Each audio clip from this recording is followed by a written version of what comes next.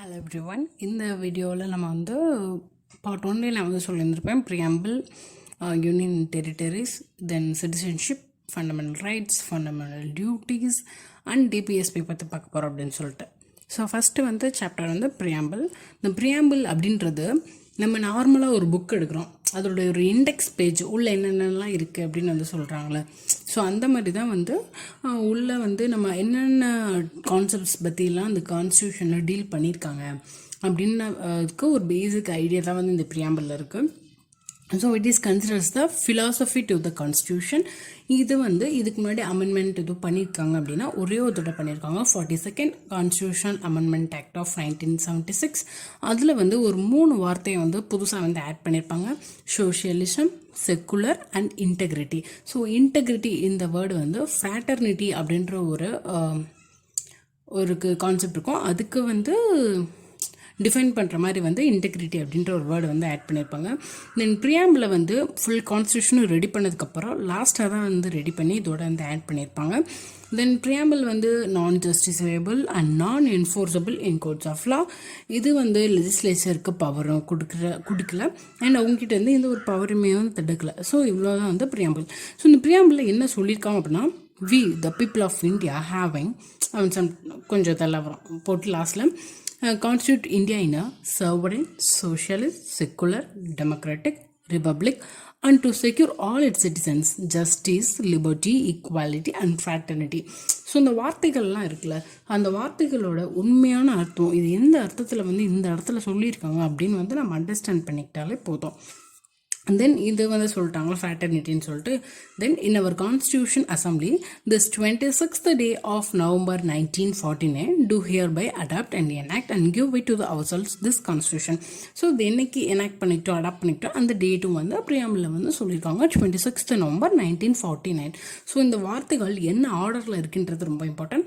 சோவரென், socialist, secular, democratic republic, அதுக்கடுத்துக்குள்ள justice, liberty, equality and fraternity, அதுக்கப்புறம் 26th November 1949. இவ்வளோதான் வந்து இம்பார்ட்டன்ட்.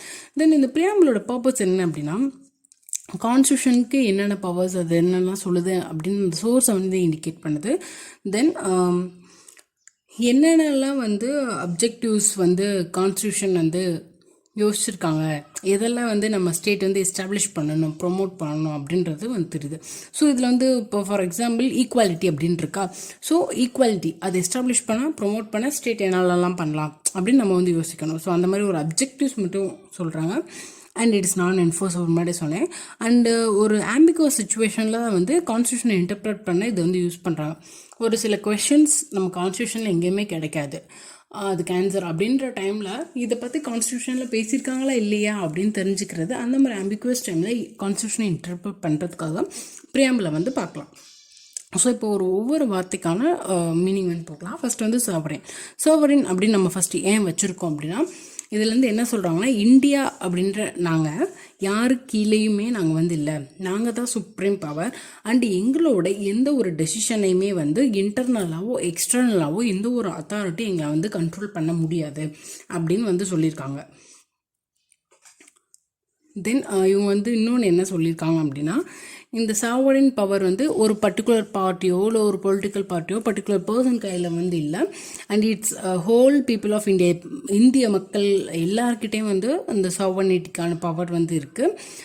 இப்போது மற்ற state country like US and Australia மாதிரி யூஎஸ்ஏக்கு இப்போ எடுத்துக்கிறோம். யூஎஸ்ஏ ஸ்டேட்டுக்குன்னு ஒரு சாவர்னிட்டி இது வரைக்கும் இதெல்லாம் நாங்களாம் பண்ணலாம் அப்படின்னு சொல்லிட்டு தென் சென்ட்ரலுக்கும் ஒன்று இருக்கும். ஸோ அந்த மாதிரிலாம் இந்தியாவுக்கு வந்து இல்லை. என்ன தான் நம்ம வந்து செப்பரேஷன் ஆஃப் பவர் இதை வந்து ஸ்டேட் லிஸ்ட், சப்ஜெக்ட் லிஸ்ட் அப்படிலாம் வந்து பிரிச்சிருந்தாலும், மாற்றி சொல்லிட்டேன், ஸ்டேட் லிஸ்ட், யூனியன் லிஸ்ட் அப்படின்னு பிரிச்சிருந்தாலும் சென்டர் தான் வந்து இந்தியாவில் வந்து பெருசு, பார்லிமெண்ட் தான் பெருசு அண்ட் எமர்ஜென்சி டைமில் அவங்க தான் எல்லாமே அப்படின்ற மாதிரி இருக்கும். பட் இதுவே யூஎஸில் எடுத்துட்டோன்னா சென்டர் வந்து அவ்வளோ பெருசு இல்லை, அவங்க எமர்ஜென்சி டைமில் ஜுடிஷியரி கிட்ட தான் எல்லா பவர் இருக்கும். ஸோ அந்த மாதிரி இல்லாமல் நம்ம வந்து சவரினாக வந்து இருக்கிறோம் அப்படின்னு வந்து சொல்கிறாங்க. தென் சோஷியலிசம் அப்படின்ற ஒரு வேர்டு வந்து 42nd அமெண்ட்மெண்ட் ஆக்ட் ஆஃப் 1976 வந்து ஆட் பண்ணுறாங்க. இந்த இந்திரா காந்தி பீரியடில் நேஷனல் எமர்ஜென்சி வரும், அதுக்கடுத்து கொண்டு வந்தது தான் இந்த ஆக்ட். தென் இந்த ஆக்ட் வந்து மினி கான்ஸ்டியூஷன் கூட சொல்லுவாங்க. தென் சோஷியலிசம் அப்படின்னு வரும்போது இவங்க எதை மீன் பண்ணுறாங்க அப்படின்னா, equality to status and opportunity அப்படின்னா. ஸோ சோஷியலிசம் ஒரு வேர்டை வந்து நம்ம ப்ரியாம்பிளில் இன்க்ளூட் பண்ணனால தான் ரிபப்ளிக் அப்படின்ற ஒரு வேர்டவே வந்து குவாலிஃபை பண்ணுற மாதிரி இருக்குது. ஸோ அதனால தான் சோஷியலிசம்க்கு வந்து ஹையஸ்ட் ஹானர் வந்து கொடுத்து சர்வரினுக்கு அப்புறம் சோஷியலிசம் அப்படின்ற ஒரு வேர்டை வந்து பிளேஸ் பண்ணியிருக்கோம். தென் இதுக்கு வந்து சோஷியலிசம் அப்படின்றதுல நம்ம வந்து என்ன வெளியில் டிஃபைன் பண்ண வரோம் அப்படின்னா, free from all forms of exploitation, social, economic and political. So எல்லா ஒரு எக்ஸ்ப்ளாய்டேஷன்லேருந்து நாங்கள் வந்து ஃப்ரீயாக இருக்கோம் அப்படின்னு சொல்லியிருக்கோம். தென் இதுக்கு வந்து ஸ்பெசிஃபிக்காக எந்த ஒரு மீனிங்கும் வந்து கான்ஸ்டியூஷனில் சொல்லப்படலை. இது வந்து நம்ம ஹேண்ட்ஸில் வந்து விட்டுட்டாங்க, நீங்களே வந்து ஒரு மீனிங் வச்சுக்கோங்க அப்படின்னு சொல்லிட்டு. தென் த வேர்ட் சோஷியலிசம் வந்து also means that elimination of inequality in income, status and standard of living. Next வந்து செக்குலரிசம். செக்குலரிசம் அப்படின்றதுல மதமே இல்லை அப்படின்னு சொல்லலை. இவங்க வந்து என்ன சொல்கிறாங்கன்னா, எல்லாமே ஒன்று, நாங்கள் நியூட்ரலாக இருக்கோம் அப்படின்ற மீனிங்கில் வந்து செக்குலரிசம் வந்திருக்கு. The word secularism is not concern with religion. எல்லா ரிலீஜியனுமே வந்து ரிஜெக்ட் பண்ணலை, இர்ரிலீஜியஸும் இல்லை, எல்லாமே வந்து ஈக்குவல், நான் வந்து நியூட்ரலாக இருக்கேன் அப்படின்ற ஒரு மீனிங்கில் தான் வருது. ஸோ எல்லா ரிலீஜனில் இருக்க நல்ல விஷயங்களுமே வந்து இவங்க வந்து சப்போர்ட் பண்ணுறாங்க. அண்ட் எல்லா ரிலீஜனில் இருக்க ஈவில் திங்ஸுமே வந்து இவங்க வந்து கம்ப்ளீட்டாக வந்து அது வந்து தப்பு அப்படின்னு சொல்லிட்டு சொல்கிறாங்க. ஃபார் எக்ஸாம்பிள், இப்போ வந்து ஹிந்து ரிலிஜனில் எடுத்துக்கிட்டால் முன்னாடி வந்து நரபலி கொடுக்குறது, மனிதர்களை உயிரோடு கொள்வது, இந்த மாதிரி நடந்துச்சு. ஸோ இதை வந்து தப்பு, நீங்கள் பண்ணுற தப்பு அப்படி சொல்லிட்டு சொல்கிறாங்க. தென் இப்போ இஸ்லாம் அப்படின்னு நம்ம எடுத்துட்டோம்னா ட்ரிபிள் தலாக் வந்து இருக்குது. ஸோ அது வந்து தப்பு அப்படின்னு வந்து சொல்கிறாங்க. ஸோ எல்லா ரிலிஜன்லேயும் அவங்க ப்ராக்டிஸில் எதெல்லாம் மாறலாம் இல்லை இந்த காலகட்டங்கள்லையும் அதை வந்து அவங்க வந்து தடுக்கிறாங்க. அட் த சேம் டைம் எல்லா ரிலிஜன்லேயுமே வந்து எந்தெந்த நல்ல விஷயங்கள் இருக்கோ அதை வந்து ப்ரொமோட் பண்ணவும் செய்கிறாங்க. தென் இது வந்து இன்னொன்று என்ன சொல்கிறாங்கன்னா, லெஜிஸ்லேச்சர் வந்து ரிலீஜனை வந்து மிஸ்யூஸ் பண்ணி அதை வந்து பொலிட்டிக்கல் பப்ஸ் ஆக்காதீங்க, ரிலீஜனுக்காக ஓட்டு போடுற இந்த மாதிரினா பண்ணாதீங்க, இம்பார்ஷியலாக இருங்க, நியூட்ரலாக இருங்க அப்படின்னு வந்து சொல்கிறாங்க எல்லா கேஸ்ட் எல்லா ரிலீஜன்கிட்டையும்.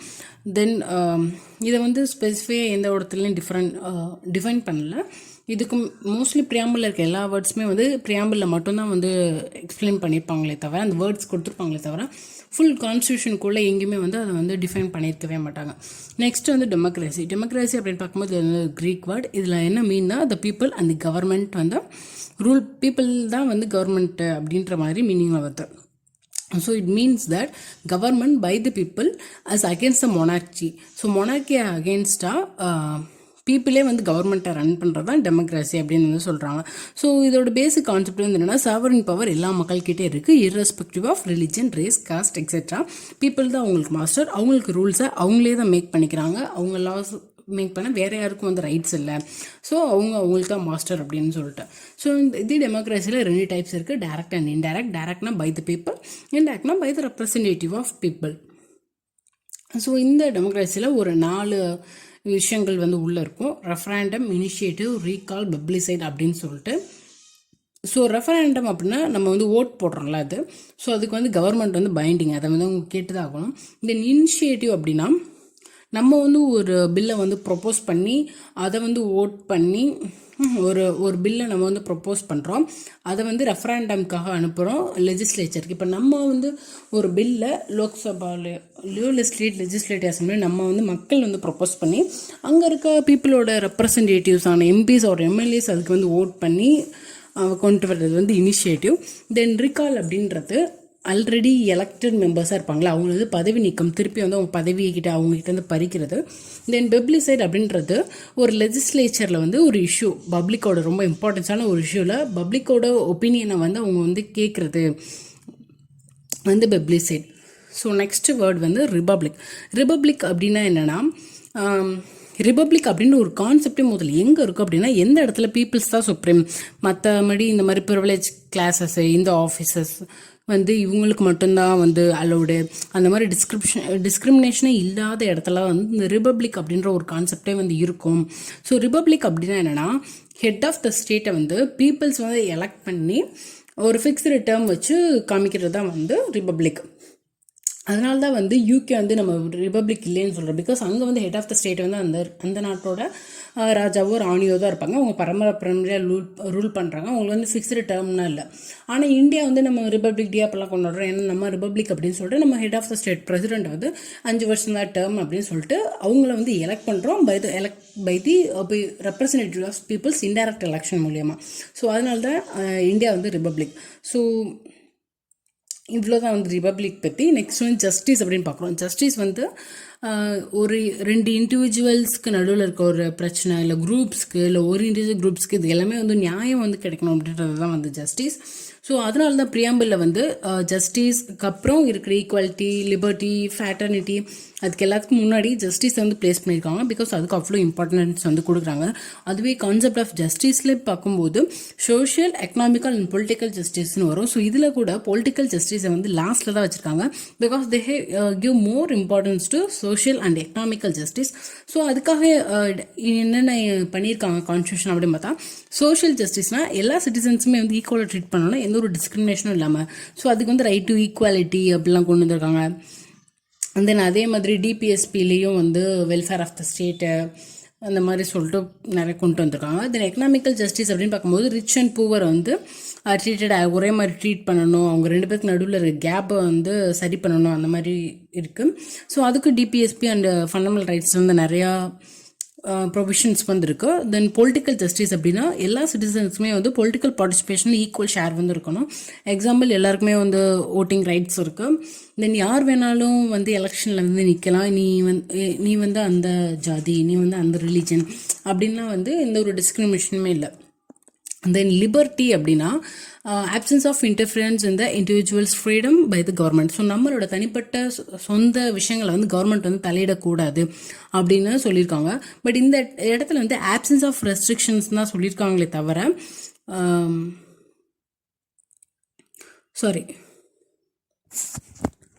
இந்த இடத்துல ஆப்சன்ஸ் ஆஃப் இன்டர்ஃபியரன்ஸ்னு வந்து சொல்லியிருப்பாங்க. அதாவது கவர்மெண்ட் வந்து தலையிடக்கூடாதுன்னு தான் சொல்லியிருக்காங்களே தவிர ஆப்சன்ஸ் ஆஃப் ரெஸ்ட்ரிக்ஷன் சொல்லலை. ரெஸ்ட்ரிக்ஷன் வேறு, இன்டர்ஃபரன்ஸ் வேறு, தலையிடுறது வேறு, தடுக்கிறது வேறு சொல்லிட்டு. ஸோ நேஷ்னல் இன்ட்ரெஸ்ட்டில் ஏதோ ஒரு விஷயங்கள் தடுக்கணும் அப்படின்னா கவர்மெண்ட் வந்து பண்ணலாம்.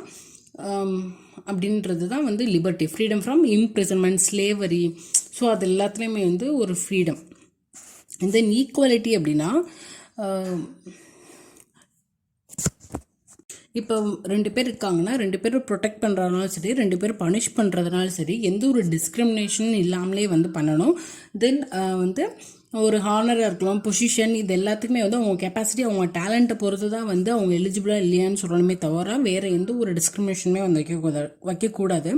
தென் ஈக்குவாலிட்டி வந்து என்ன மீன் பண்ணல அப்படின்னா, இப்போ எல்லா விமனுமே வந்து ஈக்குவல்னு சொல்லலை. அண்டு எல்லாரும் வந்து எல்லா ஒரே சர்க்கம்ஸ்டான்சஸில் இருக்கிறவங்களும் வந்து ஈக்குவல்னு வந்து சொல்லலை. இவங்க என்ன கிளியராக சொல்கிறாங்க அப்படின்னா, இப்போ வந்து ஒரு equal pay for equal work, ஒரு பொண்ணும் ஒரு ஆணும் சமம் இல்லைன்னு வந்து இவங்க வந்து சொல்கிறாங்க. ஏன்னா இவங்களுக்கு வேறு சர்க்கம்ஸ்டான்சஸ் இருக்கும், அவங்களுக்கு வேறு சர்க்கம்ஸ்டான்சஸ் இருக்கும். பட் எல்லா பொண்ணுங்களுக்குள்ளேயும் வந்து ஈக்குவாலிட்டி பார்க்குறது வந்து செய்யலாம் அப்படின்னு சொல்லிட்டு. ஸோ இந்த இடத்துல ப்ரியாம்பிள் ஈக்குவாலிட்டி அப்படின்னு சொல்லுவது equality of status and opportunity தான். அண்ட் அதே மாதிரி இப்போ நான் வந்து ஈக்குவாலிட்டின்னு சொல்லும்போது இப்போ ரிசர்வேஷன்லாம் இருக்கேன். ஸோ இந்த இடத்துல ஈக்குவாலிட்டின்னு அவங்க மீன் பண்ணுறதில்ல. எல்லா கிளாஸ் ஆஃப் பீப்புள்ஸுமே வந்து ஒன்றுன்னு சொல்லலை. இது வந்து வேரி ஆகுது. இப்போ எஸ்சி எஸ்டி கேட்டகரிஸ், ஓபிசி கேட்டகரிஸ்க்குலாம் வந்து ரிசர்வேஷன் இருக்குது அப்படின்னா அந்த ஓபிசிக்குள்ளே இருக்கிறவங்க எல்லாருக்குமே வந்து ஒரு ஈக்குவாலிட்டி, எஸ்சிக்குள்ளே இருக்கிறவங்க எல்லாத்துக்கும் ஒரு ஈக்குவாலிட்டி, ஃபுல் சிட்டிசன்ஸ்க்குமே வந்து அவங்க வந்து ஈக்குவாலிட்டி கொடுக்கல. ஸோ இதுதான் வந்து கவர்மெண்ட் எடுத்திருக்க ஸ்டெப்ஸ். இந்த மீனிங்கில் தான் வந்து ஈக்குவாலிட்டியை வந்து ப்ரியாம்பிள் வந்து சொல்கிறாங்க. தென் ஃப்ராட்டர்னிட்டி அப்படின்ற ஒரு இதில் யூனிட்டி அண்ட் இன்டெகிரிட்டி ஆஃப் இந்தியான்னு இருக்கும். ஸோ அந்த இன்டெகிரிட்டி அப்படின்ற வேர்டு தான் வந்து 42nd அமெண்ட்மெண்ட் ஆக்ட் ஆஃப் 1976 வந்து ஆட் பண்ணியிருப்பாங்க. ஸோ ஜஸ்டிஸ், லிபர்ட்டி, ஈக்குவாலிட்டி இது எல்லாமே வந்து மீனிங்ஃபுல்லாக இருக்கும். எப்போனா இந்திய மக்கள் எல்லாத்துக்குமே உள்ள ஒரு சகோதரத்துவம் வந்து இருந்தால் மட்டும்தான் வந்து இருக்கும் அப்படின்னு சொல்லிட்டு ஃப்ராட்டர்னிட்டி அப்படின்ற ஒரு ப்ரொவிஷனை வந்து ஆட் பண்ணியிருக்காங்க. ஸோ ஃப்ராட்டர்னிட்டி இருந்தால் தான் யூனிட்டி வந்து இருக்கும், ஸ்ட்ரென்தன் பண்ண முடியும் அப்படின்னு சொல்லிட்டு. ஸோ அதுக்காக தான் ஃபண்டமெண்டல் ரைட்ஸில் நிறைய விஷயங்கள் வந்து காமனாக வந்து சொல்லியிருப்பாங்க. தென் ஃபண்டமெண்டல் டியூட்டிஸ்லேயுமே வந்து இதெல்லாமே பொதுவாக இந்திய மக்களோட எல்லாரோட டியூட்டிஸ் அப்படின்னு வந்து சொல்லியிருப்பாங்க. பிரிச்சிருக்க மாட்டாங்க இந்த கேஸ்ட்டுக்கு இந்த ரிலீஜனுக்கு அப்படின்னு சொல்லிட்டு. தென் ஒரே சிட்டிசன்ஷிப் அந்த மாதிரி இதெல்லாமே வந்து கொண்டு வந்தது. தென் பிரியாம்பிள் இல்லாத ஒரு விஷயம் வந்து என்னென்னா டிக்னிட்டி. அது வந்து இம்ப்ளிசிட்டாக வந்து மீன் பண்ணுது. பிகாஸ் மக்கள் வந்து அனிமல்ஸ் மாதிரி இல்லை, சும்மா வாழ்ந்தால் மட்டும் பத்தாது, அவங்களுக்குன்னு ஒரு வந்து ரோல் வந்து இருக்குது. அவங்க வந்து அவங்களோட தனிப்பட்ட சுய கௌரவம் தன்மானத்தோடு வந்து இருக்கணும் அப்படின்னு சொல்லிட்டு வந்து இருந்தால் தான் வந்து அது வந்து அந்த லைஃப் வந்து ஃபுல்ஃபில் ஆகும் அப்படின்னு வந்து சொல்லியிருக்காங்க. ஸோ அதுக்காக தான் வந்து நிறைய விஷயங்கள் வந்து ஈவன் ஃபண்டமெண்டல் ரைட்ஸ் வந்து கொண்டு வந்திருப்பாங்க. ஆர்டிகல் 70 அன்டச்சபிலிட்டி அப்படின்னு சொல்லிட்டு. தென் கவர்மெண்ட் அதுக்காக நிறையா வந்து மெஷர்ஸ் எடுத்துப்பாங்க. டீசன்ட் வேஜஸ் வந்து கொடுத்துருக்கணும் எம்ப்ளாயீஸ்க்கு. தென் குட் என்விரான்மெண்ட் வந்து இருக்கணும். தென் லாக்டிக் மதர்ஸ் அவங்க குழந்தைக்கு வந்து ஃபீட் பண்ணுறதுக்கு பப்ளிக் பிளேசஸில் தனியாக ஒரு ஸ்பேஸ் வந்து கொடுத்துருப்பாங்க. ஸோ இந்த மாதிரி எல்லாம் வந்து ப்ரொவைட் பண்ணி ஒரு தனி மனிதனோட டிக்னிட்டியை வந்து இம்ப்ரூவ் பண்ணுறதுக்காக நிறையா பண்ணியிருப்பாங்க. தென் இதோட வந்து ப்ரியாம்பிள் முடிஞ்சிருச்சு. தென் லாஸ்ட்டாக வந்து ப்ரியாம்பிளுக்காக ஒரு சில கேசஸ் வந்து நடந்திருக்கும், அதை பற்றி மட்டும் பார்க்கும். Berubari union case. இதில் வந்து ப்ரியாம்பிள் வந்து கான்ஸ்டியூஷனில் பார்ட் இல்லை அப்படின்னு சுப்ரீம் கோர்ட் ஜட்ஜ்மெண்ட் கொடுத்துருப்பாங்க. தென் கேசவானந்த் பாரதி கேஸில் வந்து ஆமாம் ப்ரியாம்பிள் வந்து கான்ஸ்டியூஷனில் ஒரு பார்ட் தான் அப்படின்னு வந்து சொல்லியிருப்பாங்க. தென் எல்ஐசி ஆஃப் இந்தியா கேஸில் வந்து இல்லை ப்ரியாம்பிள் வந்து ரொம்ப கான்ஸ்டியூஷனில் ரொம்ப ஒரு இன்டெக்ரல் பார்ட் அது வந்து அப்படின்னு வந்து சொல்லியிருப்பாங்க. ஸோ ஃபஸ்ட் வந்து பார்ட்டே இல்லைன்னு இருப்பாங்க, அப்புறம் ஒரு பார்ட், அதுக்கப்புறம் இன்டெக்ரல் பார்ட்டுன்னு வந்து சொல்லியிருக்கோம். ஸோ இதோட ப்ரியாம்பிள் வந்து முடிஞ்சிச்சு. Then our next chapter is part 1 union and territory. So union and territory part 1ல் இருக்க டீல் பண்ணுற ஆர்டிகல்ஸ் ஆர்டிகல் 1 to ஆர்டிகல் 4. இதுக்கு முன்னாடி இப்போ யூனியன் டெரிட்டரி வர்றதுக்கு ரீசனாக இருந்து பேக்ரவுண்ட் வந்து தெரிஞ்சிருக்கணும். ஸோ 1950 8 ஷெடியூல்ஸாக இருந்தது. அதில் ஃபஸ்ட்டு ஷெடியூல் வந்து இந்த அதில் வந்து part A, part B, part C, part டின்னு வந்துருக்கும். பார்ட் ஏ என்னென்ன ப்ரொவிஷன்ஸ் வந்து இந்தியா கீழே இருக்குது, என்னென்ன பிரின்ஸ்லி ஸ்டேட்ஸ் பார்ட் பியில், அப்புறம் பார்ட் சியில் சென்ட்ரலி அட்மினிஸ்ட்ரேட் ரீஜன்ஸ், பார்ட்டில் அந்தமான் நிக்கோபார் ஐலாண்ட் வந்து இருந்தது. ஸோ 1940 எஸ்கே தார் committee is first linguistic committee. அவங்க வந்து என்ன ரெக்கமெண்ட் பண்ணுவாங்கன்னா ஸ்டேட்டை வந்து லாங்குவேஜ் வச்சு பிரிக்காதீங்க அப்படின்னு சொல்லுவாங்க. தென் 1948 திரும்பி வந்து ஜவஹர்லால் வல்லாபி பட்டாபி சீதாராமன் கமிட்டி அவங்களும் அதே ரெக்கமெண்டேஷன்ஸ் தான் சொல்லுவாங்க, பிரிக்காதீங்கன்னு சொல்லிட்டு. 1953 ஆனால் நம்ம வந்து ஆந்திரா வந்து தெலுங்கு லாங்குவேஜ் பேஸ் பண்ணி வந்து பிரிச்சிருப்போம்.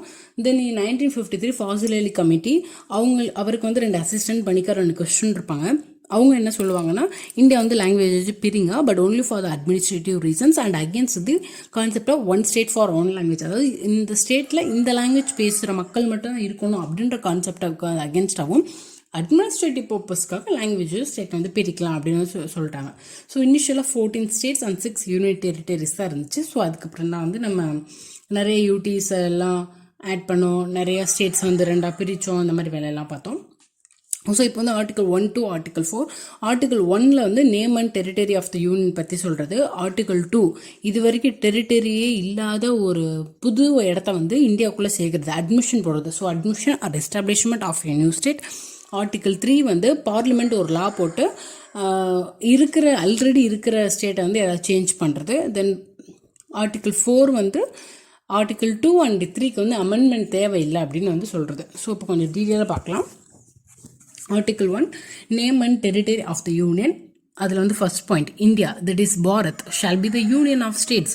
இதில் வந்து என்ன சொல்கிறாங்க, India Bharat that is Bharat, நாங்கள் வந்து யூனியன் ஆஃப் ஸ்டேட்ஸ்.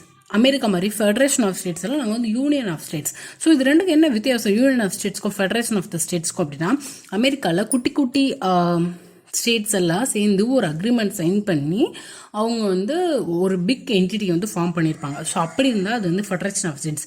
நம்ம யூனியன் ஆஃப் ஸ்டேட் அப்படின்னா இந்தியா அப்படின்ற ஒரு பெரிய கண்ட்ரி வந்து குட்டி குட்டி ஸ்டேட் அவங்க தான் வந்து பிரிச்சுக்கிட்டாங்க அட்மினிஸ்ட்ரேஷனுக்காக அப்படின்னு பண்ணுறது யூனியன் ஆஃப் ஸ்டேட்ஸ். அண்ட் இவங்க வந்து நினச்சாலும் ஒரு ஸ்டேட் வந்து தனியாக நான் ஒரு கண்ட்ரின்னு வந்து போக முடியாது. ஸோ எப்படி இருக்கிறது தான் வந்து யூனியன் ஆஃப் ஸ்டேட்னு வந்து சொல்கிறாங்க. So India that is Bharat shall be a union of state. Then second point வந்து ஸ்டேட் அண்ட் டெரிட்டரியோட நேம்ஸ் எல்லாம் வந்து ஃபஸ்ட்டு ஷெடியூலில் வந்து ஸ்பெசிஃபை பண்ணியிருக்கோம் அப்படின்னு வந்து சொல்கிறாங்க. தென் தேர்ட் பாயிண்ட் இந்தியாவோட டெரிட்டரினா என்ன அப்படின்னா territory of states, union territory first ஷெடியூலில் சொல்லியிருக்கோம்ல அந்த இதெல்லாம். தென் இதுக்கப்புறம் நாங்கள் ஏதாவது டெரிட்டரி வந்து அக்வயர் பண்ணால் அதெல்லாம் சேர்த்து தான் இந்தியாவோட டெரிட்டரி அப்படின்னு சொல்லிட்டேன். ஸோ இதுக்கப்புறம் நான் ஒரு டெரிட்டரி எப்படி அக்வயர் பண்ணுவேன் அப்படின்னா, பை ட்ரீட்டி போட்டு ஏதாவது நமக்கு புதுசாக ஒரு இடம் வரலாம், இல்லை நம்ம ஒரு இடத்த வாங்கலாம், இல்லை சண்டை போட்டு நம்ம ஒரு இடத்த கைப்பற்றலாம், இல்லை வேறு ஏதாவது வந்து பார்லிமெண்ட் அட்மினிஸ்டர் பண்ணுற மாதிரி ஒரு பிளேசஸ் வந்து நம்ம ஆட் பண்ணுறோம். ஸோ இதெல்லாம் வந்து டெரிட்டரி ஆஃப் இந்தியா அப்படின்னு வந்து சொல்கிறாங்க. ஸோ இந்த இடத்துல யூனியன் ஆஃப் இந்தியாவுக்கும் டெரிட்டரி ஆஃப் இந்தியாவும் வந்து பார்த்தா சேம் இல்லை. பிகாஸ் யூனியன் ஆஃப் இந்தியா அப்படின்னா இப்போ தமிழ்நாடு, கேரளா, கர்நாடகா அந்த மாதிரி ஸ்டேட்ஸ் எல்லாம் சேர்ந்தது union of India. But territory of இந்தியான்னு பார்க்கும்போது ஸ்டேட், யூனியன் டெரிட்டரிஸ், அப்புறம் இதுக்கப்புறம் நம்ம அக்வயர் பண்ண போகிற டெரிட்டரிஸும் சேர்ந்தது தான் territory of India. So union of இந்தியாவோட டெரிட்டரி ஆஃப் இந்தியா வந்து ரொம்ப பெருசு. ஸோ இவ்வளோதான் வந்து article 1, name and territory of the union. Then article 2, admission or establishment of a new state. So இதுலேயே அட்மிஷன் அப்படின்னு தெரியுது. ஸோ புதுசாக ஒரு இடத்துக்கு வந்து நம்ம அட்மிஷன் கொடுக்குறோம் அப்படின்னு சொல்லிட்டு, ஸோ பார்லிமெண்ட் ஒரு லா போட்டு ஆல்ரெடி நம்ம டெரிட்டரியில் இல்லாத ஒரு இடத்த வந்து நம்ம இந்தியன் கண்ட்ரிக்குள்ளே சேர்க்கறது தான் வந்து அட்மிஷன் போடுறது தான் ஆர்டிக்கிள் 2. அது example Sikkim.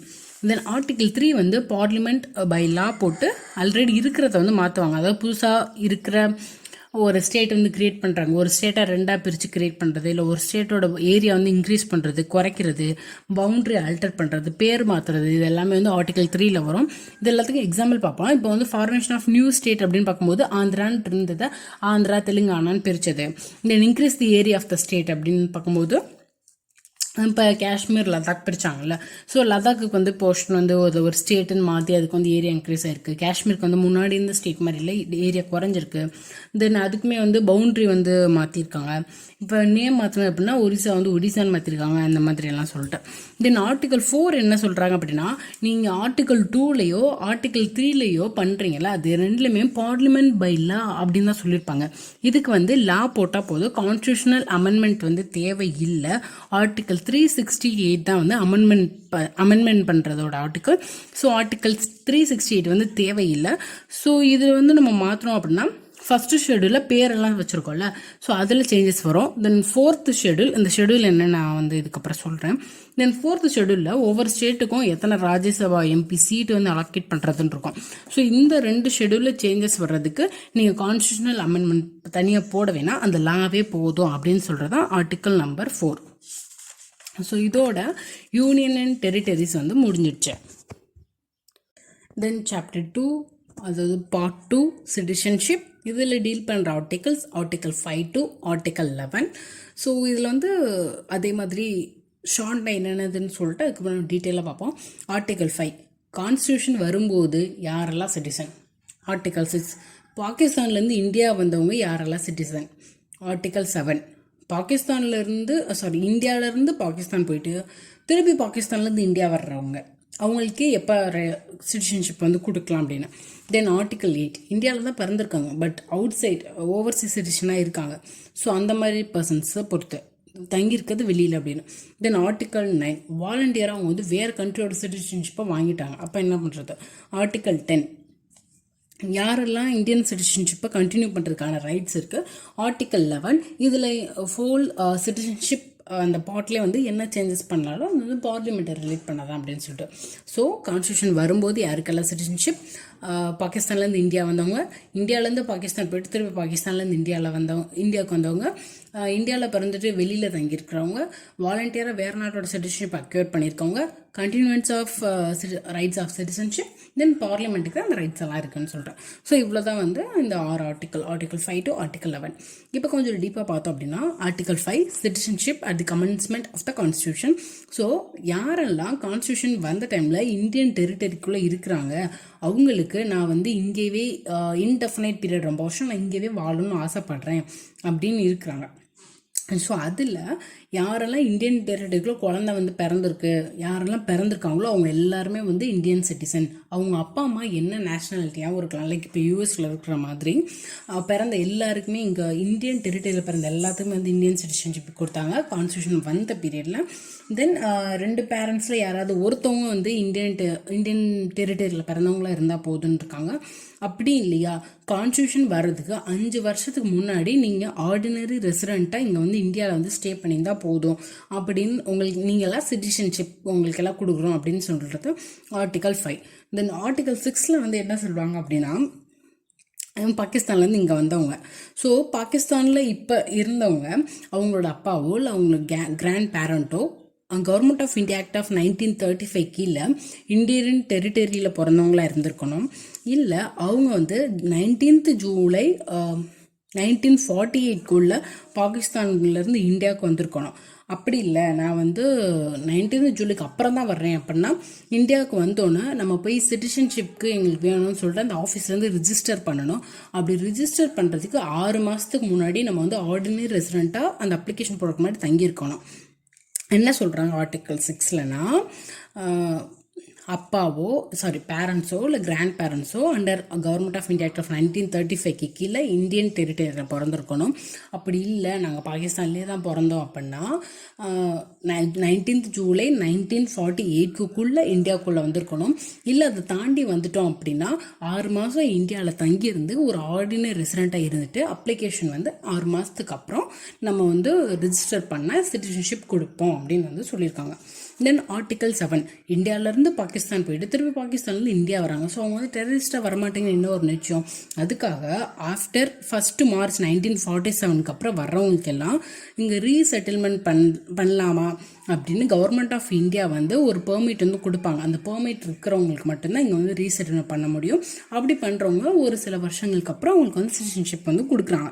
Then article 8, person வந்து பிறந்தது இங்கே தான் பட் செட்டில் ஆனது வேறு இடத்துல அப்படின்னு பார்க்கும்போது அந்த பர்சனோட பேரண்ட்டோ இல்லை அவங்களோட கிராண்ட் பேரண்ட்டோ government of India act of 1935 Indian டெரிட்டரியில் பிறந்து அதுக்கப்புறம் வெளியில் செட்டில் ஆயிருந்தாங்க அப்படின்னா கவுன்சிலர் ரெப்ரசன்டேஷன் அந்த கண்ட்ரிக்கு இருக்கும்ல, இந்தியாவோட கவுன்சிலர் ரெப், ஸோ அந்த கண்ட்ரியோட கவுன்சிலர் ரெப்ரசன்டேஷன் ஆஃப் இந்தியான், ஸோ இந்தியாவுக்கு நாங்கள் ஒன்று இருக்கோம்ல அதில் வந்து ரிஜிஸ்டர் பண்ணி அப்ளிகேஷன் போட்டு அவங்க வந்து சிட்டிசன்ஷிப் வந்து வாங்கிக்கலாம்.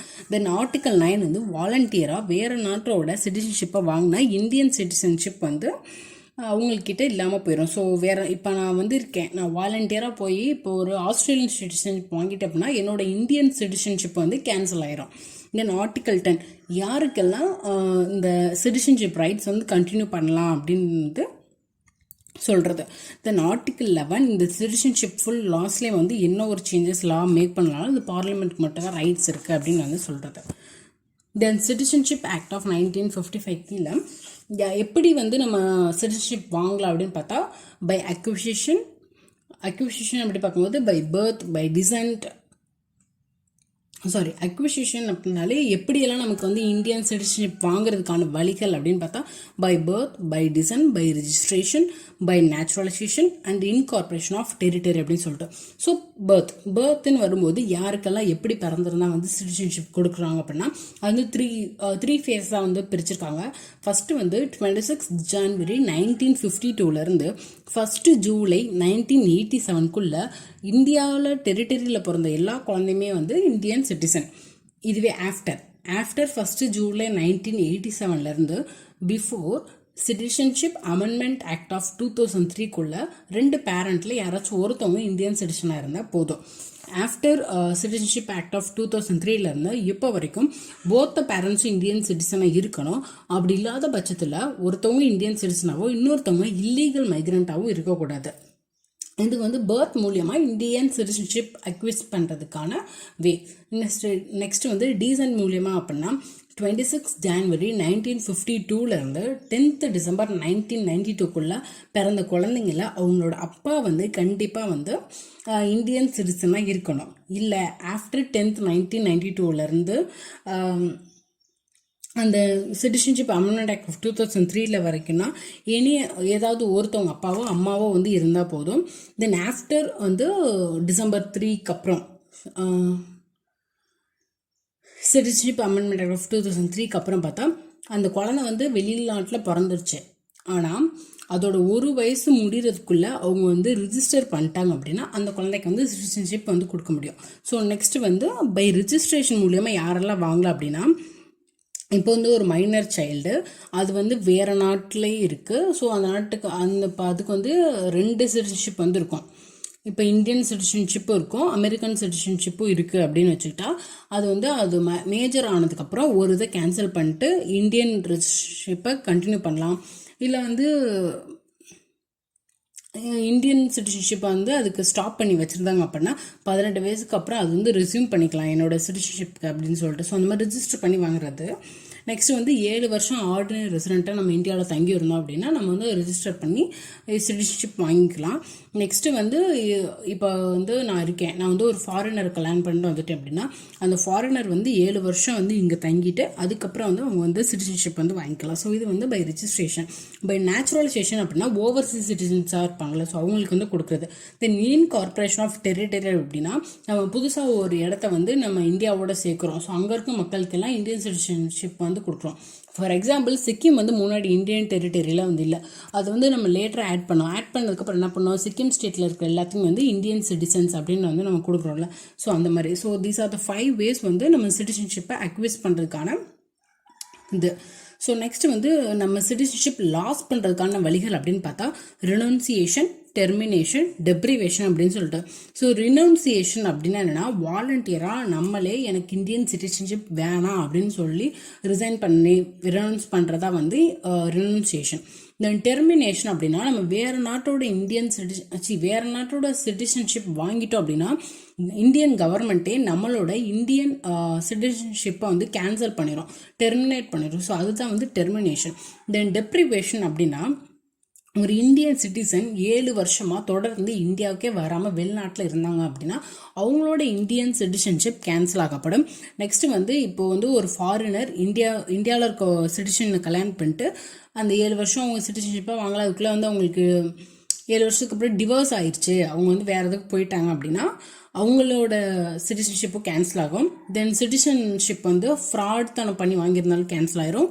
தென் வந்து நம்ம எனிமீஸ் கூட சட்ட விரோதமாக ஏதாவது ட்ரேட் பண்ணியிருந்தா, நம்ம வந்து எக்ஸாம்பிள் இப்போ பாகிஸ்தான் நமக்கு ஏதோ வார் நடக்குது, அந்த டைமில் சட்ட விரோதமாக நம்ம வந்து எனிமீஸ் கூட ட்ரேட் பண்ணாலும் அவங்களோட சிட்டிசன்ஷிப் வந்து கேன்சல் ஆகும். தென் கான்ஸ்டியூஷன் ஆஃப் இந்தியாவுக்கும் நம்ம வந்து டிஸ்லாயலாக இருந்தால் கேன்சல் ஆகும். தென் ரெஜிஸ்ட்ரேஷன் ஆர் நேச்சுரலைசேஷன் மூலியமாக நமக்கு வந்து ஒரு சிட்டிசன்ஷிப் வந்து கிடச்சிருச்சு. ஆனால் அது கிடைச்ச 5 வருஷத்துக்குள்ளே நம்ம வேறு ஏதாவது ஒரு கண்ட்ரியில் 2 வருஷம் ஜெயிலில் இருந்தோம், இம்ப்ரெசன்ட் ஆயிருந்தோம் அப்படின்னாலும் நம்மளோட சிட்டிசன்ஷிப் வந்து கேன்சல் ஆகும். ஸோ இதோட சிட்டிசன்ஷிப் கான்செப்ட் வந்து முடிஞ்சிச்சு சாப்டர். நெக்ஸ்ட் வந்து ஃபண்டமெண்டல் ரைட்ஸ், இது வந்து பார்ட் 3. இதுக்கப்புறம் ஃபண்டமெண்டல் டியூட்டிஸ் அண்ட் டிபிஎஸ்பி வந்து இருக்குது. ஸோ பார்ட் 3 ஃபண்டமெண்டல் ரைட்ஸ் அப்படின்னு பார்க்கும்போது நம்மக்கிட்ட இருக்க இது வந்து merger of USA and UK. So இதை பற்றின கான்செப்ட் இன்ட்ரோ வந்து நான் முன்னாடியே வந்து சொல்லியிருப்பேன் சேலைன் ஃபியூச்சர்ஸில். தென் இப்போ வந்து நம்ம ஸ்ட்ரைட்டாக வந்து ஃபியூச்சர்ஸ் ஆஃப் ஃபண்டமெண்டல் ரைட்ஸ்க்கு வந்து போயிடலாம். ஸோ நம்மளோட ஃபண்டமெண்டல் ரைட்ஸோட மெயின் ஃபியூச்சர்ஸ் அப்படின்னு பார்த்தா இது வந்து ரொம்ப காம்ப்ரிஹென்சிவாக இருக்குது, டீட்டெயிலாக எல்லா ரைட்ஸையும் வந்து கம்பேர் பண்ணி வந்திருக்கு. தென் வந்து இது வந்து qualified rights, not absolute rights. Because ஒரு எமர்ஜென்சி டைம், நேஷ்னல் இன்ட்ரெஸ்ட் அப்படின்னா நம்ம எதாவது சஸ்பெண்ட் பண்ண முடியும். ஸோ அப்படி இருக்கிறத வந்து குவாலிஃபைட் ரைட்ஸ்ன்னு வந்து சொல்லுவாங்க, அதாவது மாறுதலுக்கு வந்துட்டே இருக்கும் அப்படின்னு சொல்லிட்டு. பட் எக்ஸப்ட் ஒரு ஆர்டிக்கல், அது வந்து ஆர்டிக்கல் 17 அன்டச்சபிலிட்டியை தவிர மற்ற எல்லாத்துமே வந்து எல்லா ஃபண்டமெண்டல் ரைட்ஸுமே வந்து குவாலிஃபைட் ரைட்ஸ் தான். தென் இது கான்ஸ்டியூஷனில் ஒரு இன்பில் பாட்டு. ஸோ ஈஸியாக வந்து லெஜிஸ்லேச்சர் நினச்சா அதை தூக்கிட முடியாது. அண்ட் ஃபண்டமெண்டல் ரைட்ஸில் வந்து அதிகமாக வந்து இவங்க பேசியிருக்கிறது வந்து பொலிட்டிக்கல் ரைட்ஸை பற்றி தான் பேசியிருப்பாங்க. That is lack of social and economic ரைட்ஸை பற்றி இருக்காது.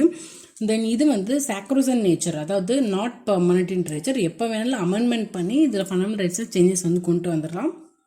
அண்ட் சம் வந்து நெகட்டிவ் கேரக்டரில் இருக்கும் அண்ட் சம் வந்து பாசிட்டிவ் கேரக்டரில் இருக்கும். இது வந்து என்ஃபோர்ஸபிள், அதாவது நமக்கு ஏதாவது இதில் வயலேஷன் ஆனிச்சு அப்படின்னா நம்ம வந்து ரிட் பெட்டிஷன் ஃபைல் பண்ணி சுப்ரீம் கோர்ட்டில் வந்து கேஸ் போடலாம். And it can be suspended, எப்போ சஸ்பெண்ட் பண்ணலாம், டூரிங் எமர்ஜென்சியில். And president can suspend all the fundamental rights except article 20 and 21. And இது எல்லாமே டெம்பரவரி நேச்சரில் தான். தென் ஆர்டிகல் 19 வந்து எக்ஸ்டர்னல் அக்ரஷன் வார் வந்தால் மட்டும் சஸ்பெண்ட் பண்ணலாம். தென் இது போக ஃபண்டமெண்டல் ரைட்ஸில் நம்ம மைனாரிட்டிஸ்க்கும் தனியாக டெப்த்தாக இறங்கி வந்து நம்ம நிறைய ஸ்பெசிஃபை பண்ணியிருப்போம். ஃபண்டமெண்டல் ரைட்ஸ் எப்போ ரெஸ்ட்ரிக்ட் பண்ணாலும் மார்ஷல் லா வந்து ஃபோர்ஸில் இருந்துச்சு அப்படின்னா அப்போ வந்து ஃபண்டமெண்டல் ரைட்ஸ் வந்து ரெஸ்ட்ரிக்ட் ஆகும். இது எல்லாமே வந்து நோ நேச்சுரல் ரைட்ஸ் வந்து இல்லை and confine only to the citizens. Right to property வந்து ரிப்பீல் பண்ணியிருக்கோம். ஸோ இதெல்லாமே வந்து features of the fundamental rights. இது வந்து ஆர்டிக்கல் 32 இருந்து ஆர்டிக்கல் 35 வரைக்குமே வந்து ஃபண்டமெண்டல் ரைட்ஸ் வந்து டீல் பண்ணிகிட்ருக்கு. ஸோ வந்து இப்போ நம்ம ஒவ்வொரு ஆர்டிக்கலாக வந்து பார்க்கலாம். ஆர்டிக்கல் 12 வந்து ஸ்டேட்டோட டெஃபினேஷன் வந்து சொல்லியிருக்கோம். ஸோ இதில் வந்து என்ன சொல்லியிருக்காங்க அப்படின்னா, ஸ்டேட் அப்படின்னா என்ன அப்படின்னா, government of India, parliament of India, government of the state and each ஸ்டேட்டோட legislature, local government, all authorities government செக்டரில் இருக்க எல்லாமே, then private body or agency எதெல்லாம் வந்து கவர்மெண்ட் ஸ்டேட்குள்ளே ஒரு இன்வெஸ்ட்மெண்ட் ஒர்க்கிங்கில் ஃபாலோ ஆகுதோ அது எல்லாமே வந்து ஸ்டேட் அப்படின்னு வந்து சொல்லிட்டாங்க. ஸோ இதான் வந்து ஆர்டிக்கல் 12. ஆர்டிக்கல் 13 என்ன சொல்லியிருக்காங்க அப்படின்னா, எந்தெந்த லாஸ் எல்லாம் இன்கன்சிஸ்டன்ட், அதாவது வாய்ட் அந்த மாதிரி வந்து சொல்லியிருக்காங்க. ஸோ கான்ஸ்டியூஷன் வரதுக்கு முன்னாடி நிறைய லாஸ் வந்து என்ஃபோர்ஸில் இருந்திருக்கு. அதெல்லாம் வந்து நமக்கு இப்போ வந்து சூட் ஆகாது, நம்மளோட ரைட்ஸ் வந்து பாதிக்கிற மாதிரி இருந்துச்சு அப்படின்னா அந்த இது எல்லாமே வந்து வாய்ட். அண்ட் ஸ்டேட் ஏதாவது வந்து ஒரு லா வந்து மேக் பண்ணுறாங்க, அது வந்து ஃபண்டமெண்டல் ரைட்ஸை பாதிக்கிற மாதிரி இருக்குது, பேசிக் ஸ்ட்ரக்சரை கொலாப்ஸ் பண்ணுற மாதிரி இருக்குன்னா அந்த ஒரு லாவும் வந்து வாய்ட் ஆயிரும். அண்ட் அப்படி வாய்ட் ஆகுற அந்த லா வந்து இப்போ ஒரு லா இருக்குது, அதில் ஒரு 10 பாயிண்ட் இருக்குது, அதில் 2 பாயிண்ட்டு தான் வந்து நம்மளோட ஃபண்டமெண்டல் ரைட்ஸை பாதிக்கிற மாதிரி இருக்குன்னா அந்த 2 பாயிண்ட் மட்டும்தான் வாய்ட் ஆகுமே தவிர மொத்த லாவுமே வந்து வாய்ட் ஆகாது. தென் லா அப்படின்ற வேர்டு வந்து எதெல்லாம் டினோட் பண்ணுது அப்படின்னா, ordinance, order, bylaw, rule, regulation, notification, custom, இதெல்லாமே. It doesn't denote the word amendment. So amendment வேறு, லா வேறு. தென் லா இன்ஃபோர்ஸ் அப்படின்னா, இப்போ வந்து ஒரு பில் இருக்குது, அதை பற்றி லோக்சபாலையோ ராஜ்யசபாலையோ பேசிகிட்டு இருக்கும்போது அது வந்து ஜுடிஷியல் ரிவ்யூக்கு வந்து வராது. அது பாஸ் ஆகி என்ஃபோர்ஸ் ஆனதுக்கப்புறம் அதில் ஏதாவது ஃபண்டமெண்டல் ரைட்ஸுக்கு பிரச்சனை வந்துச்சுன்னா அப்போ தான் அது வந்து ஜுடிஷியல் ரிவ்யூக்கு வரும்.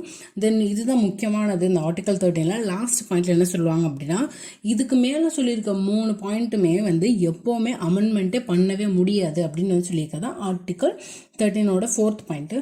ஸோ இப்போ வந்து லா, ஆர்டினன்ஸ் அப்படி பார்த்தோம்ல, அது ரெண்டுக்கும் இருக்க வித்தியாசம் என்ன அப்படின்னா, லா அப்படின்றது ரொம்ப பெர்மனண்டான நேச்சர். பிகாஸ் இது வந்து ஒரு பில் லோக்சபாலையோ ராஜ்யசபாலையோ இன்ட்ரடியூஸ் பண்ணி இன்னொரு ஹவுஸில் வந்து பாஸ் பண்ணி பிரசிடென்ட் சைன் பண்ணி ஆக்டாக மாறி வருது. So it is permanent. Ordinance அப்படின்போது எமர்ஜென்சி சுச்சுவேஷனை பிரசிடென்ட் வந்து இன்ட்ரோடியூஸ் பண்ணிடுறாரு, டெம்பரவரி தான், அதோட லைஃப் வந்து 6 மாதம் தான்.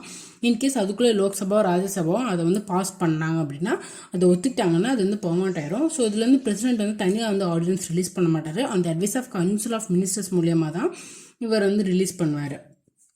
தென் வந்து article 14 to 18 right to equality. Article 14 என்ன சொல்கிறாங்க அப்படின்னா, equality before law and equal protection of law அப்படின்னு சொல்லிட்டு. ஸோ இது வந்து 2 இதை வந்து வச்சுருக்கு. ஸோ ஈக்குவாலிட்டி பிஃபோர் லா அப்படின்றது negative concept, it's taken from the UK. And equal protection of law வந்து ஒரு பாசிட்டிவ் கான்செப்ட், அது வந்து யூஎஸ்ஏ. ஸோ ஃபர்ஸ்ட் வந்து ஈக்குவாலிட்டி பிஃபோர் லா பற்றி பார்க்கலாம். ஸோ ஈக்குவாலிட்டி பிஃபோர் லா அப்படின்றது என்னென்னா, எந்த ஒரு மனிதனுமே வந்து அபோவ் லாவுக்கு மேலே இல்லை, ஸோ எல்லோரும் ஒன்று தான் அப்படின்னு வந்து சொல்கிறது. அண்ட் இதுக்கு வந்து எக்ஸப்ஷன்ஸ் இருக்குது. பிரசிடென்ட், கவர்னர் இவங்கெல்லாம் வந்து அவங்க பதவியில் இருக்கும்போது இது கேன்சல் பண்ண தேவையில்லை. பிகாஸ் ஒரு பிரசிடென்ட் மேலே நம்ம ஒரு கேஸ் போட்டு வச்சுருக்கோம் அப்படின்னா வெளிநாட்டிலேருந்து பார்க்குறவங்க அந்த நாட்டோட ஹெட்டே வந்து அவங்க ஜெயிலில் வச்சுருக்காங்க. ஸோ மொத்தம் இதாகவே வரும். ஸோ அந்த மாதிரி டைமில் பிரசிடென்ட் மேலே கேஸ் வந்து ப்ரூவ் ஆகிருக்கு அப்படின்ற போது அது இப்போ தான் வந்து நம்ம பிரசிடென்ட் வந்து இம்பீச்மெண்ட் பண்ணி ரிமூவ் பண்ணி புது பிரசிடென்ட் வந்ததுக்கப்புறம் அவங்கள வந்து பண்ண முடியுமே தவிர அவங்க பதவியில் இருக்கும்போது ஒன்றுமே பண்ண முடியாது. ஸோ பிரசிடென்ட், கவர்னர் வந்து எக்ஸப்ஷன். தென் நியூஸ் பப்ளிகேஷன் பண்ணுறாங்க, அவங்களுக்கு வந்து சிவில் அண்ட் கிரிமினல் ப்ரொசீடிங்ஸ் அவங்க அந்த பப்ளிகேஷன் பண்ணனால ஒரு கேஸ் வந்து அவங்க மேலே ஃபைல் பண்ண முடியாது. தென் எம்பிஸ் அண்ட் எம்எல்ஏஸ்க்கும் ப்ரிவிலேஜஸ் இருக்குது. தென் ஃபாரின் சாவரன்ஸ் அண்ட் டிப்ளமேட்ஸ்க்கும் ப்ரிவிலேஜஸ் இருக்குது. So these are the exceptions வந்து இருக்குது. தென் ஈக்குவல் ப்ரொடெக்ஷன் ஆஃப் லா அப்படின்னா வந்து லைக் ஷுட் பி ட்ரீட்டட் அலைக், அதாவது ஒரே மாதிரி வந்து ட்ரீட் பண்ணணும். ஒரே ப்ரொடெக்ஷனாகவும் இருந்தாலும் சரி, ப்ரிவிலேஜாக இருந்தாலும் சரி, லைபிலிட்டியாக இருந்தாலும் சரி, ஈக்குவல் ட்ரீட்மெண்ட் வந்து சிமிலர் சர்க்கம்ஸ்டான்சஸில் இருந்து அவங்களுக்கு வந்து இருக்கணும் அப்படின்னு சொல்கிறாங்க. அண்டு இவங்க வந்து என்ன சொல்கிறாங்கன்னா, சிமிலர் சர்க்கம்ஸ்டான்சஸ், சிமிலர் சுச்சுவேஷன்ஸ் வந்து சொல்லிட்டாங்க. ஸோ எல்லாருக்குமே வந்து ஒரே மாதிரி டேக்ஸ் போட முடியாதுல்ல. ஸோ அவங்களுக்கு ஏற்ற மாதிரி, அவங்களோட கிளாஸுக்கு ஏற்ற மாதிரி அந்த மாதிரி இன்டென்சிட்டி பேஸ் ரிசர்வேஷன்ஸ் அதெல்லாம் கொண்டு வரோம்ல. ஸோ அதெல்லாம் சப்போர்ட் பண்ணுற விதமாக சொல்கிறதா வந்து equal protection of law. Next வந்து ஆர்டிக்கல் நம்பர் 15. ஆர்டிக்கல் நம்பர் 15 என்னன்னா, ரைட்ஸ் அகேன்ஸ்ட் டிஸ்கிரிமினேஷன். டிஸ்கிரிமினேஷன் அப்படின்னா நம்ம வந்து பிரிக்கிறோம்ல, நீ இந்த கிளாஸு, நீ இந்த கேஸ்ட்டு, நீ இந்த ரிலீஜன், நீ இதெல்லாம் பண்ணக்கூடாது அப்படின்னு சொல்லிட்டு. ஸோ அந்த மாதிரி எதுவுமே பண்ணக்கூடாது அப்படின்னு சொல்கிறது article 15 rights against discrimination. So அதில் என்ன சொல்கிறாங்கன்னா, the state shall not discriminate any citizen. So government வந்து எந்த ஒரு சிட்டிசனுமே வந்து டிஸ்கிரிமினேட் பண்ணக்கூடாது on the basis of religion, caste, race, sex or place of birth. Next அதில் செகண்ட் பாயிண்ட் வந்து என்னன்னா, எந்த ஒரு சிட்டிசனுமே வந்து டிஸ்கிரிமினேஷன் பண்ணக்கூடாது by the action of state and citizen. இப்போ ஒரு சிட்டிசன் நீ இந்த கோயிலுக்குள்ளே வரக்கூடாது, நீ இந்த குளத்துல தண்ணி முக்கக்கூடாது, நீ இந்த இடத்துக்கு வரக்கூடாது, நீ இந்த பாதையில் போகக்கூடாது, ஸோ அந்த மாதிரி பண்ணுறதுல. ஸோ அந்த மாதிரி எந்த ஒரு டிஸ்கிரிமினேஷனும் இருக்கக்கூடாதுன்னு சொல்கிறது பாயிண்ட் 2. தென் அதில் சப் கிளாஸ் 3 வந்து என்னென்னா விமன் அண்ட் சில்ட்ரன் ப்ரொடக்ஷன் பற்றி சொல்கிறது. Sub class 4 SC, ST and OBC protection. Sub class 5 educational இன்ஸ்டிடியூஷனில் இவங்களுக்கு வந்து ரிசர்வேஷன் பற்றி சொல்கிறது. ஸோ இது வந்து right against discrimination article 15. Then article 16 வந்து equality of opportunity in public employment. அதாவது எந்த ஒரு டிஸ்கிரிமினேஷனும் இல்லாமல் எல்லாருக்குமே வந்து ஈக்குவலிட்டி ஆஃப் ஆப்பர்ச்சுனிட்டி வந்து இருக்கணும் எம்ப்ளாய்மெண்ட்டில் அப்படின்னு வந்து சொல்லியிருக்காங்க. ஸோ நீ வந்து எந்த ஒரு டிஸ்கிரிமினேட்டே பண்ணக்கூடாது, நீ இந்த காஸ்ட்டில் பிறந்தனால உனக்கு இந்த வேலை இல்லை அப்படின்னு வந்து எந்த ஒரு டிஸ்கிரிமினேஷனும் பண்ணக்கூடாது அப்படின்னு வந்து சொல்கிறாங்க. பட் எல்லா ஃபண்டமெண்டல் ரைட்ஸ்லையுமே ஒரு சில ரெஸ்ட்ரிக்ஷன்ஸோடு தான் இருக்குது. ஸோ அதே மாதிரி இந்த ஆர்டிகல் 16ஓட ரெஸ்ட்ரிக்ஷன்ஸ் என்ன அப்படின்னா, இப்போ ஒரு ரிலீஜியஸ் இன்ஸ்டியூஷன் இருக்குது, கோயிலே இருக்குது அப்படின்னா அதில் போய் நம்ம வந்து ஒரு கிறிஸ்தவரையோ ஒரு இஸ்லாமியரையோ வந்து ஒரு வேலையில் வந்து வைக்க முடியாது. ஸோ அதெல்லாம் வந்து எக்ஸப்ஷனல் கேசஸ். அண்டு வந்து இப்போ ஒரு ஆந்திரா அண்டு தெலுங்கானாக்கு மட்டும் ஒரு எக்ஸப்ஷனல் கேஸ் கொடுத்துருக்காங்க. என்னென்னா அங்கே வந்து வேலைக்கு எடுக்கிறவங்க அவங்க ஸ்டேட்டு தான் ஃபஸ்ட்டு ப்ரியாரிட்டி, அதுக்கடுத்து தான் மற்றவங்க அப்படின்னு சொல்லிட்டு ரெசிடென்ட்ஸை வந்து ஒரு க்ரைட்டீரியா வந்து எடுத்திருக்காங்க. ஸோ அதெல்லாம் வந்து எக்ஸப்ஷனல் கேசஸ். தென் ஆர்டிகல் 16 வந்து என்னது ஈக்குவலிட்டி ஆஃப் ஆப்பர்ச்சுனிட்டின்னு சொன்னாலும் அவங்க என்ன சொல்கிறாங்கன்னா, இப்போ கவர்மெண்ட் சர்வீசஸ்னால் நீங்கள் அதுக்கேற்ற மாதிரி ப்ரெஸ்கிரைப் பண்ணிக்கலாம், இதெல்லாம் குவாலிஃபிகேஷன், இதெல்லாம் டெஸ்ட்டு அப்படி வச்சு நீங்கள் வந்து ரெக்ரூட் பண்ணிக்கலாம். தென் நீங்கள் வந்து physical fitness and mental excellence என்னெல்லாம் குவாலிஃபை பண்ணுமோ அந்த குவாலிஃபிகேஷன்லாம் நீங்கள் பண்ணி நீங்கள் செலக்ட் பண்ணலாம். ஸோ அதில் வந்து டிஸ்கிரிமினேஷன் ஆகாது. நீங்கள் ஜாதி மதம் பார்த்து இல்லை வரக்கூடாதுன்னு சொல்கிறது தான் டிஸ்கிரிமினேஷன். மற்றபடி நீங்கள் நிறையா ப்ரெஸ்கிரைப் பண்ணி டெஸ்ட்டு குவாலிஃபிகேஷனை நீங்கள் வந்து செட் பண்ணிக்கலாம் அப்படின்னு வந்து சொல்கிறாங்க. Then article 17 abolition of untouchability. So தீண்டாமை இதை வந்து 1955 வந்து இதுக்கு வந்து பேர் மாற்றிருப்பாங்க, civil rights protection act of 1955 சொல்லிட்டு. அன்டச்சபிலிட்டி ஆக்ட் 1955 இருக்கும். அதை வந்து 1976 civil rights protection act of 1955 பேர் மாற்றிருப்பாங்க. இதில் வந்து தீண்டாமை வந்து அபாலிஷ் பண்ணுறாங்க. இதில் முக்கியமான ஒரு விஷயம் என்ன அப்படின்னா, ஒரு எலெக்டட் ரெப்ரசன்டேட்டிவ் எம்பியோ எம்எல்ஏோ இல்லை லோக்கல் கவர்மெண்ட்டில் கூட இருக்கலாம். ஸோ அவங்க வந்து இந்த அன்டச்சபிலிட்டி காரணமாக பனிஷ் பண்ணிட்டு இருந்தாங்க அப்படின்னா அவங்க டிஸ்குவாலிஃபை பண்ணிடுவாங்க பொலிட்டிக்கல் பார்ட்டிலேருந்து. அண்ட் இதுக்கப்புறம் அவங்க ஃப்யூச்சரில் எப்போயுமே எலெக்ஷன் வந்து அவங்க கண்டெஸ்ட் பண்ணவே முடியாது அப்படின்னு வந்து சொல்லியிருக்காங்க. அண்டு இது வந்து இதுலேயும் ஒரு எக்ஸப்ஷனல் கேஸ் இருக்குது. என்ன அப்படின்னா, இப்போ சோஷியலாக ஒரு ஊரே சேர்ந்து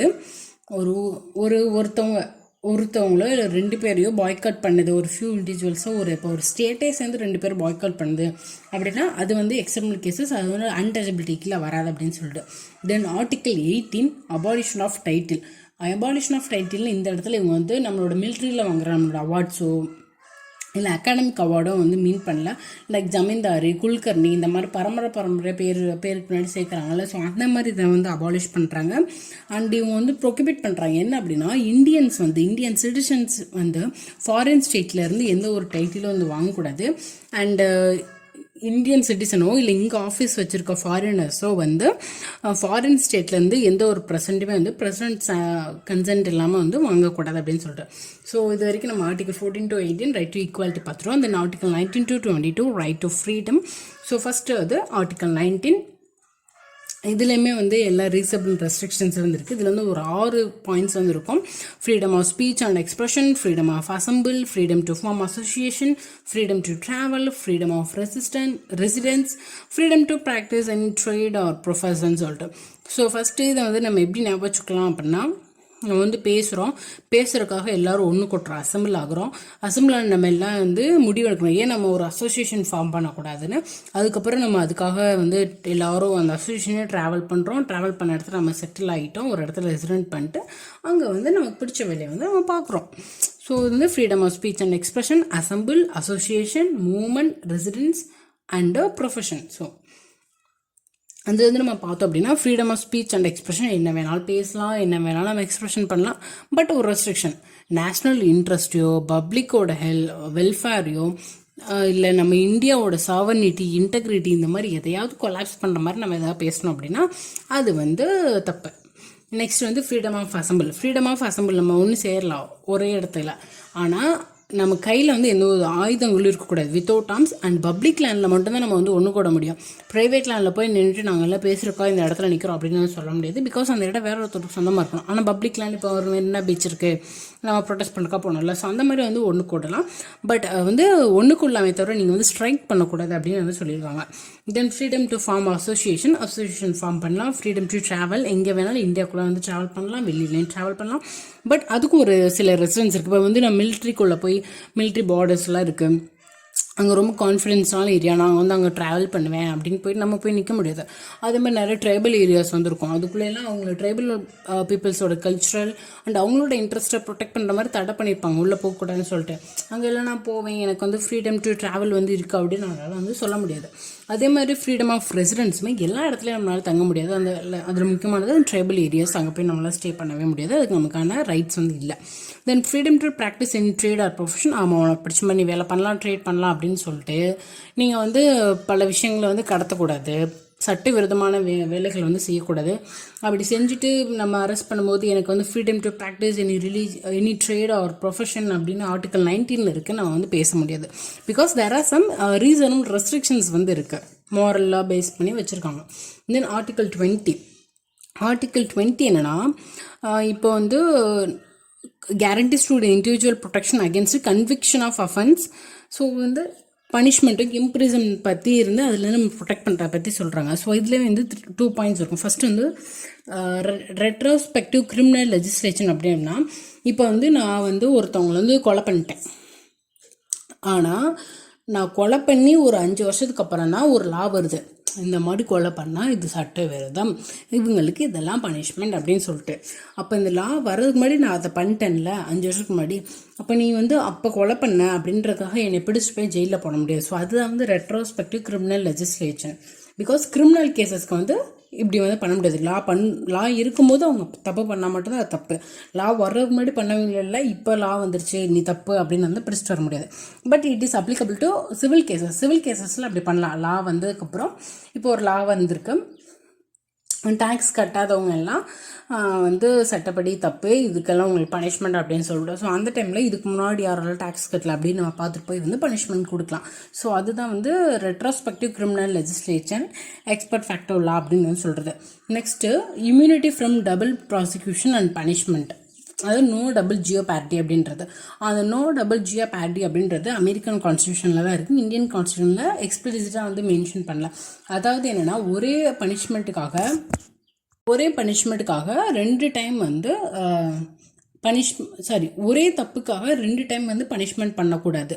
பட் இதுவே வந்து இதில் எக்ஸப்ஷனல் கேசஸ் இருக்குது. இப்போ வந்து ஒரு பையன் இருக்கான், வந்து ரேப் பண்ணி ஒரு பொண்ணை வந்து கொண்டுட்டான். ரேப் பண்ணுறது வேறு கேஸு, கொலை பண்ணியிருக்குதுன்றது வேறு கேஸு. அப்போ 2 தண்டனை வரும். இந்த இடத்துல வந்து நோ டபுள் ஜியோபேரிட்டி அப்படின்னு பேர் நம்மளால் சொல்ல முடியாது. அதே மாதிரி இப்போ ஒரு போலீஸ் ஆஃபீஸர் இருக்கார், அவர் ஏதோ ஒரு தப்பு பண்ணிட்டார் அப்படின்னா கோர்ட்லேருந்து அவங்களுக்கு ஒரு தண்டனை கொடுக்குறாங்க. தென் அது போக சஸ்பெண்ட் பண்ணுறதுக்கு அவங்க டிபார்ட்மெண்ட்லேருந்து ஒரு தண்டனை கொடுக்குறாங்க. அப்படின்னா இது வந்து இந்த நோ டபுள் ஜியோபேரிட்டியில் வராது. பிகாஸ் அது வேறு, அது டிபார்ட்மெண்ட்டோட ஆக்ஷன், இது வந்து ஜுடிஷியல் ஆக்ஷன். இது ரெண்டே வந்து நம்ம சேர்த்துக்கக்கூடாது. அதே மாதிரி ஒரே தப்புக்கு 2 செக்ஷனில் வந்து ஒரு பனிஷ்மெண்ட் வந்து கொடுத்துருக்காங்க அப்படின்னா அதுவுமே வந்து இது கீழே வராது. தென் இன்னொரு வந்து இம்யூனிட்டி ஃப்ரம் செல்ஃப் இன்ஸ்கிரிமினேஷன், அதாவது நான் பண்ண தப்புக்கு என்னையவே சாட்சியாக இருக்க சொல்லி ரிட்டனாவோ ஓரலாவோ வந்து வற்புறுத்த முடியாது. நானாக ஒத்துக்கிட்டாதான் நான் பண்ணது தப்பு, இல்லாட்டி நீங்கள் கண்டுபிடிங்க என்னையவே ஒத்துக்கங்கன்னு சொல்லி நீங்கள் வந்து கொடுமைப்படுத்தக்கூடாது. ஸோ அதுதான் வந்து ஆர்டிகல் 20 வந்து சொல்கிறாங்க. Then article 21 right to life and personal liberty. இதில் வந்து எதுவுமே வந்து கான்ஸ்டியூஷனில் பெருசாக மென்ஷன் பண்ணியிருக்க மாட்டாங்க. அந்தந்த கேஸ் அந்த சுச்சுவேஷனுக்கு ஏற்ற மாதிரி அப்பப்போ புதுசு ஆட் ஆகிட்டு இருக்கும். இது வந்து அவங்களோட right to life and personal liberty அப்படின்னு சொல்லிட்டு. ஸோ இது வரைக்கும் இது மாதிரி நிறைய அதில் வந்து ஆட் பண்ணியிருக்காங்க. அதில் முக்கியமானது ரைட் டு லைஃப் அப்படின்றதுல இருக்குன்னு தவிர ரைட் டு டை அப்படின்னு வந்து ஒன்று இல்லை. அதே மாதிரி சூசைட் பண்ணுறது தப்பு. ஆக்டிவ் எத்னாஷியா, அதாவது பிரெயின் டெத் ஆனால் மட்டும்தான் அவங்க வந்து கொள்ளணுமே தவிர, இப்போ கோமாவில் இருக்காங்க ஆனால் பிரெயின் வந்து ஒர்க்கிங்கில் தான் இருக்க அப்படின்னா அவங்கள வந்து கொள்வது வந்து சட்டப்படி தப்பு. ஃபேர் ட்ரையல், அதுவும் என்னோட ரைட் டு லைஃப் தான். அதுக்கப்புறம் கப்பஞ்சாயத்து வந்து இருக்கக்கூடாதுன்றது என்னோட ரைட் டு லைஃப். தூங்குறது, அப்புறம் சவுண்டு கேட்கக்கூடாது, இந்த மாதிரி நம்ம பர்சனலாக க்ளீன் என்விரான்மெண்ட் எனக்கு வேணும். ஸோ இதெல்லாம் வந்து ரைட் டு லைஃப்பில் தான் வரும். தென் 21A, ஸோ இந்த மாதிரி ஒரு நம்பருக்கு பக்கத்தில் ABCD இந்த மாதிரி ஏதாவது ஒன்று இருந்துச்சு அப்படின்னா அது வந்து உண்மையிலே கான்ஸ்டியூஷனில் இல்லை, இடையில தான் ஏதோ அமெண்ட்மெண்ட் பண்ணி சேர்த்துருக்காங்கன்னு அர்த்தம். ஸோ அப்படி தான் இந்த article 21A right to education இது வந்து 86th அமெண்ட்மெண்ட் ஆக்ட் ஆஃப் 2002 வந்து ஆட் பண்ணியிருக்காங்க. ஸோ இதை வந்து என்ன சொல்லுவாங்க அப்படின்னா, education for all dawn of the second revolution இந்த சாப்டர் ஆஃப் சிட்டிசன்ஸ் ரைட் அப்படின்னு வந்து டிஸ்கிரைப் பண்ணுறாங்க. அண்ட் இந்த ஆர்டிக்கிள் என்ன சொல்ல வர்றாங்க அப்படின்னா, free and compulsory education between 6 to 14 years, அதாவது 6லேருந்து 14 வயசு குழந்தைகளுக்கு கம்பல்சரி இலவசமான கல்விகள் வழங்கப்படும். அண்ட் ரைட் டு எஜுகேஷன் வந்து இருந்தால் தான் வந்து ரைட் டு டெவலப்மெண்ட் வந்து வரும். Right to development in turn is a human rights அப்படின்னு சொல்கிறாங்க. ஸோ இந்த இடத்துல 86th அமெண்ட்மெண்ட்டில் இங்கே ஒரு சேஞ்சஸ் கொண்டு வர்றாங்க. இதனால DPSPலையும் ஒரு சேஞ்ச் வரும், ஃபண்டமெண்டல் டியூட்டிஸ்லையும் ஒரு சேஞ்ச் வரும், அது பின்னாடி பார்ப்போம். Then article 22 protection against arrest and detention. So இதில் என்ன சொல்கிறாங்க அப்படின்னா, எந்த ஒரு பர்சனை அரெஸ்ட் பண்ணுறதா இருந்தாலும் அவனை அரெஸ்ட் பண்ணும்போது இந்த பிரச்சனைக்காக தான், இந்த குற்றத்துக்காக தான் உன்னை அரெஸ்ட் பண்ணணும்னு சொல்லணும். அண்ட் அவங்களோட லீகல் ப்ராக்டிஸ், அதாவது லாயரை மீட் பண்ணுறதுக்கு அவங்களுக்கு எல்லா ரைட்ஸும் இருக்குது. அண்ட் 24 மணி நேரத்தில் அவங்க வந்து ஒரு மெஜிஸ்ட்ரேட் கிட்ட வந்து கூப்பிட்டு போயிருக்கணும். 24 மணி நேரம் கழித்து அந்த மெஜிஸ்ட்ரேட் வந்து இவங்களுக்கு வந்து ஆயில் தண்டனை இந்த மாதிரி கொடுக்காத பட்சத்தில் அவங்கள நீங்கள் வந்து டிடென்ஷன் பண்ணுறது சட்ட விரோதம், அவங்கள வந்து ரிலீஸ் பண்ணிடுறோம். அண்ட் இப்படி ஒரு சேஃப்கார்ட் பாயிண்ட்ஸ் எல்லாம் சொன்னாங்களே, இது வந்து யாருக்கு அப்ளிகபிள் ஆகாது அப்படின்னா, எனிமி ஏலியன், அதாவது நமக்கு எனிமையாக இருக்காங்களே அந்த நாட்டிலேருந்து சட்ட விரோதமாக ஊடுருவுன மனுஷங்களுக்கும் ப்ரிவென்டிவ் டிடென்ஷன் அவங்களுக்கும் வந்து இது வந்து அப்ளிகபிள் இல்லை. அதுனா ப்ரிவென்டிவ் டிடென்ஷன் அப்படின்னா, நீ வந்து நீ வெளியில் இருந்தால் ஏதாவது தப்பு பண்ணிடுவியோ அப்படின்னு, அவங்க தப்பு பண்ணலை, அவங்களுக்கு வந்து கோர்ட்டில் எந்த ஒரு கேஸ் ட்ரையலுமே நடக்கல, அவங்களுக்கு பனிஷ்மெண்ட் இல்லை, அவங்களுக்கு லாயர் வந்து மீட் பண்ண முடியாது, சும்மா அவங்கள படித்து பாதுகாப்புக்காக இவ்வளோ நாள் நீ கொஞ்சம் வெளியில் இருந்தால் ஏதாவது பிரச்சனை பண்ணுவேன்னு அவங்க தப்பு பண்ணால் ஒருத்தவங்க பிடிச்சிட்டு போய் ஜெயிலில் போடுறதா வந்து ப்ரிவென்டிவ் டிடென்ஷன். இது வந்து சிட்டிசனே பண்ணலாம், ஏலியனே பண்ணலாம். ஆனால் 3 மாதத்துக்கு முன்னாடி உள்ளே போட முடியாது. அன்லெஸ் 3 மாதத்துக்கு அப்புறம் தாண்டலாம். எப்போ அப்படின்னா அட்வைசரி பாடி வந்து சஃபிஷியண்டாக இதான் ரீசன், இன்னும் கொஞ்ச நாள் அவங்க உள்ளே இருக்கட்டும் அப்படின்னு சொன்னால் தான் அந்த அட்வைசரி போர்டில் வந்து யார் இருப்பாங்கன்னா ஹைகோர்ட் ஜட்ஜஸ் தான் வந்து இருப்பாங்க. தென் ஆர்டிகல் 23, 24 வந்து right against exploitation. Article 23, it prohibits the traffic human beings, forced labor and becker, அதாவது ஹியூமன் பீயிங்ஸ் பெண்களை குழந்தைகளையோ யாரையோ மனுஷங்களை வந்து விற்கிறது வாங்குறது, ஃபோர்ஸ்டாக லேபர் வந்து அவங்கள கொடுமைப்படுத்தி யூஸ் பண்ணுறது, பெக்கர் ஆக்குறது, ஸோ இதெல்லாம் வந்து தடை பண்ணுது. And at the same time இது வந்து சிட்டிசன்ஸ் அண்ட் நான் சிட்டிசன்ஸ் 2 பேர்த்துக்குமே வந்து ஹெல்ப் பண்ணுது. அண்ட் இண்டிவிஜுவல்ஸை ஸ்டேட் கிட்ட இருந்தும் காப்பாற்றுது, ப்ரைவேட்டாகவும் யாரும் இப்படி பண்ணக்கூடாது அப்படின்றது. தென் ஏஜ் வந்து இதில் மென்ஷன் பண்ணவே இல்லை. பட் இதில் ஒரு எக்ஸப்ஷன் இருக்குது. இப்போ வந்து ஸ்டேட் நம்ம நாட்டுக்கு ஒரு விஷயம் ரொம்ப இம்பார்ட்டண்ட்டாக வந்து தேவைப்படுது, மிலிட்ரி அண்ட் சோஷியல் சர்வீஸ்க்காக அப்படின்னா அந்த டைமில் ஸ்டேட் வந்து கம்பல்சரி பண்ணி ஃபோர்ஸ்டு லேபராக வந்து நம்ம வந்து யூஸ் பண்ணிக்கலாம். Then Article 24 வந்து prohibit the employment of children below 14 years in hazardous industries, அதாவது Child Labor Prohibition and Regulation Act of 1986 கீழே குழந்தைங்களை வந்து 14 வயசு கீழே இருக்க குழந்தைங்க வந்து ஹசார்டஸ் இண்டஸ்ட்ரீஸ் வந்து பண்ணக்கூடாது அப்படின்னு வந்து சொல்லியிருக்காங்க. அண்டு இதில் வந்து ஒரு எக்ஸப்ஷனல் கேஸ் இருக்குது. என்ன அப்படின்னா, நாட் ப்ரொஹிபிட் ஹார்ம்லெஸ் இன்னசென்ட் ஒர்க்கில் வேலை பார்க்குறவங்க தடை பண்ணல. பிகாஸ் இந்த சீரியல்ஸில் படத்தில் அதிலலாம் இந்த குழந்தைங்க நடிக்குதுங்கல்ல, ஸோ அதில் இன்னசென்ட் ஒர்க்கு, பெரிய பிரச்சனை வராத ஒரு ஒர்க்கு, ஸோ அதிலலாம் நடிக்கிறது வந்து தடை பண்ணல. அண்டு சில்ட்ரன்ஸ்க்கே தனியாக இந்த மாதிரி கேசஸ்க்கு வந்து சில்ட்ரன்ஸ் கோர்ட் இருக்குது, அங்கே வந்து ஸ்பீடி ட்ரையல் வந்து இருக்கும். Then article 25 to 28 religious freedom. So 25 article 25 freedom of conscience, freedom to profess, propagate and practice any religion. So first freedom of conscience அப்படின்னா எனக்குள்ள உள்ள ஒரு இன்னர் ஃப்ரீடம் வந்து இருக்கு. நான் யாரை வேணாலும் ப்ரே பண்ணலாம், என்னோட நம்பிக்கை என்ன வேணாலும் இருக்கலாம், எனக்கு ஒரு காடுக்கு ஒரு ரிலேஷன்ஷிப் எப்படி வேணாலும் இருக்கலாம், அது எனக்கு பிடிச்ச மாதிரி இருந்தால் போதும் அப்படின்றது freedom of conscience. Then freedom to profess அப்படின்னா என்னோட ஃபைத் இதுதான், என்னோட நம்பிக்கை இதுதான் அப்படின்னு நான் மற்றவங்களுக்கு வெளிப்படையாக என்னோட விருப்பத்தை நான் வந்து சொல்லலாம். அது டு ஃப்ரீடம் ஆஃப் ப்ரொஃபஸ். அதே விஷயத்த நான் வந்து ப்ராக்டிஸ் பண்ணலாம். என்னோட ரிலீஜியஸ் டியூட்டி, என்னோட ரிச்சுவல்ஸ், என்னோட ரிலீஜியஸ் பிலீஃப்ஸ் அண்ட் ஆக்ட்ஸ் என்னன்னு ப்ராக்டிஸ் பண்ணலாம். அண்டு இதை வந்து மற்றவங்களுக்கு ஸ்ப்ரெட் பண்ணலாம். பட் அதாவது ஃபோர்ஸ் பண்ணி ரிலீஜியஸ் கன்வர்ஷன் வந்து பண்ணக்கூடாது. அண்ட் அப்படி நம்ம ரிலீஜியஸ் ரிச்சுவல்ஸ் எல்லாம் பண்ணுறோம்ல, அது வந்து மாரலாக இருக்கணும், அவ்வளோதான். தென் ஆர்டிகல் 26 வந்து subject to public order, morality, health and every religion has the following rights. So public order, moral and ஹெல்த்தை பேஸ் பண்ணி எவ்ரி ரிலிஜனுக்கும் ஒரு சில ரைட்ஸ் வந்து இருக்குது. ஸோ இதுக்கு முன்னாடி ஆர்டிகல் 25 வந்து இண்டிவிஜுவல் ரைட்ஸை பற்றி பேசுகிறது. ஆர்டிகல் 26 வந்து இன்ஸ்டியூஷனல் ரிலீஜியஸ் இன்ஸ்டியூஷனோட ரைட்ஸை பற்றி பேசுகிறது. ஸோ எல்லா மதமும் வந்து அவங்களுக்குன்னு ஒரு தனி இன்ஸ்டியூஷன் சேரிட்டபிள் பர்பஸ்க்காக வந்து மெயின்டைன் பண்ணிக்கலாம். அதோட ஓன் அஃபேர்ஸ் ஃபுல்லாக அவங்களே வந்து மேனேஜ் பண்ணிக்கலாம். அந்த இன்ஸ்டியூஷன் பேரில் வந்து அவங்க வந்து இம்மூவபிள் அண்ட் இம்மூவபிள் ப்ராப்பர்ட்டி வந்து ஓன் பண்ணிக்கலாம். பட் அது இப்போ வரைக்கும் ஒரு சர்டன் லிமிட்டேஷனுக்குள்ளே அவங்க வந்து வச்சுக்கலாம் அந்த சொத்தெல்லாம். ஆனால் தேவைப்பட்டது அப்படின்னா கவர்மெண்ட் வந்து அதை வந்து வாங்கிக்கலாம். ஃபார் எக்ஸாம்பிள் இப்போ வந்து நம்ம திருப்பதியே இருக்குது, அவங்ககிட்ட எல்லாம் பணமாக அவ்வளோ பணம் இருக்குது. ஆனால் இது வரைக்கும் கவர்மெண்ட் வந்து அதில் கை வைக்கலை. ஆனால் ஒரு சில இப்போ ஒரு ஃபினான்ஷியல் எமர்ஜென்சியே வந்துருச்சு அப்படின்ற பட்சத்தில் அதுலேருந்து பணம் எடுக்கலாம். அவங்க வந்து ஒன்றுமே சொல்ல முடியாது. Then Article 21, freedom from taxation for the promotion of any particular religion. So வந்து ஒரு பர்டிகுலர் ரிலிஜன், ஃபார் எக்ஸாம்பிள் இப்போ கிறிஸ்டியானிட்டி இருக்குது, கிறிஸ்டியானிட்டியை ப்ரொமோட் பண்ணுறதுக்காக மட்டும் ஃபோர்ஸ் பண்ணி எல்லா மக்கள்கிட்டே இருந்து டேக்ஸ் வாங்கினா அது வந்து தப்பு. அதே மாதிரி பப்ளிக் மணி இருக்குது. இப்போ நம்ம பப்ளிக் மணி நம்ம கன்சல்ட் ஃபண்டில் இருக்குது, அந்த ஃபண்ட் எடுத்தால் ஒரு பர்டிகுலர் ரிலீஜனை மட்டும் ப்ரொமோட் பண்ணுறதுக்காக செலவு பண்ணக்கூடாது, எல்லாத்துக்குமே வந்து செலவு பண்ணுறோன்னா பண்ணிக்கலாம் அப்படின்னு சொல்லிட்டு.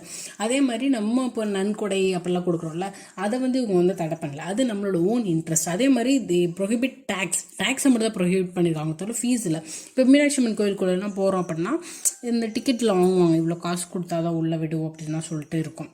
இந்த மாதிரி இருக்குல்ல, மீனாட்சி அம்மன் கோயிலில் எல்லா கோயிலுமே இருக்கும், இந்த சிறப்பு தரிசனம் அப்படின்னு சொல்லிட்டுலாம் இருக்கும்ல, இவ்வளோ காசு வாங்குறேன், அது வந்து இந்த ஃபீஸ் மாதிரி, அது வந்து டேக்ஸில் வராது. ஸோ அந்த மாதிரி இதெல்லாம் வந்து எக்ஸப்ஷனல் கேசஸ். தென் ஆர்டிகல் 28 வந்து நம்ம வந்து இந்த ஸ்கூல்லலாம் நம்ம வந்து இப்போ கிறிஸ்டியன் ஸ்கூல்லலாம் ப்ரேயர் பண்ண வைப்பாங்கள்ல, ஸோ அதை பற்றி அதெல்லாம் நம்ம ஸ்கூல் படிக்கும்போது தெரிஞ்சிருந்துச்சுன்னா இந்த ஆர்டிக்கல் இருக்குன்னா நம்மளால் தப்பிச்சிருந்துருக்கலாம். ஸோ ஆர்டிகல் 28 வந்து என்னென்னா prohibition of religious instruction in state aided school. Government இன்ஸ்டியூஷனில் ரிலீஜியஸ் இன்ஸ்ட்ரக்ஷன் வந்து பண்ணவே கூடாது. கவர்மெண்ட் எய்டட் ஆர் ப்ரைவேட் இன்ஸ்டியூஷனில் பண்ணலாம், ஆனால் ஃபோர்ஸ் பண்ணி நீ இதை வந்து ப்ரே பண்ணியே ஆகணும், நீ இதை அட்டன் பண்ணியே ஆகணும் அப்படின்னு வந்து சொல்ல முடியாது. இதுவே கவர்மெண்ட் அட்மினிஸ்ட்ரேஷன் பண்ணுது, ஆனால் ஒரு ட்ரஸ்ட்டு கீழே எஸ்டாப்ளிஷ் பண்ணியிருக்காங்க அப்படின்னா அங்கே வந்து அலோடு ஃபோர்ஸ் பண்ணி கூட நீ இதை பண்ணு அப்படின்னு வந்து சொல்லுவாங்க.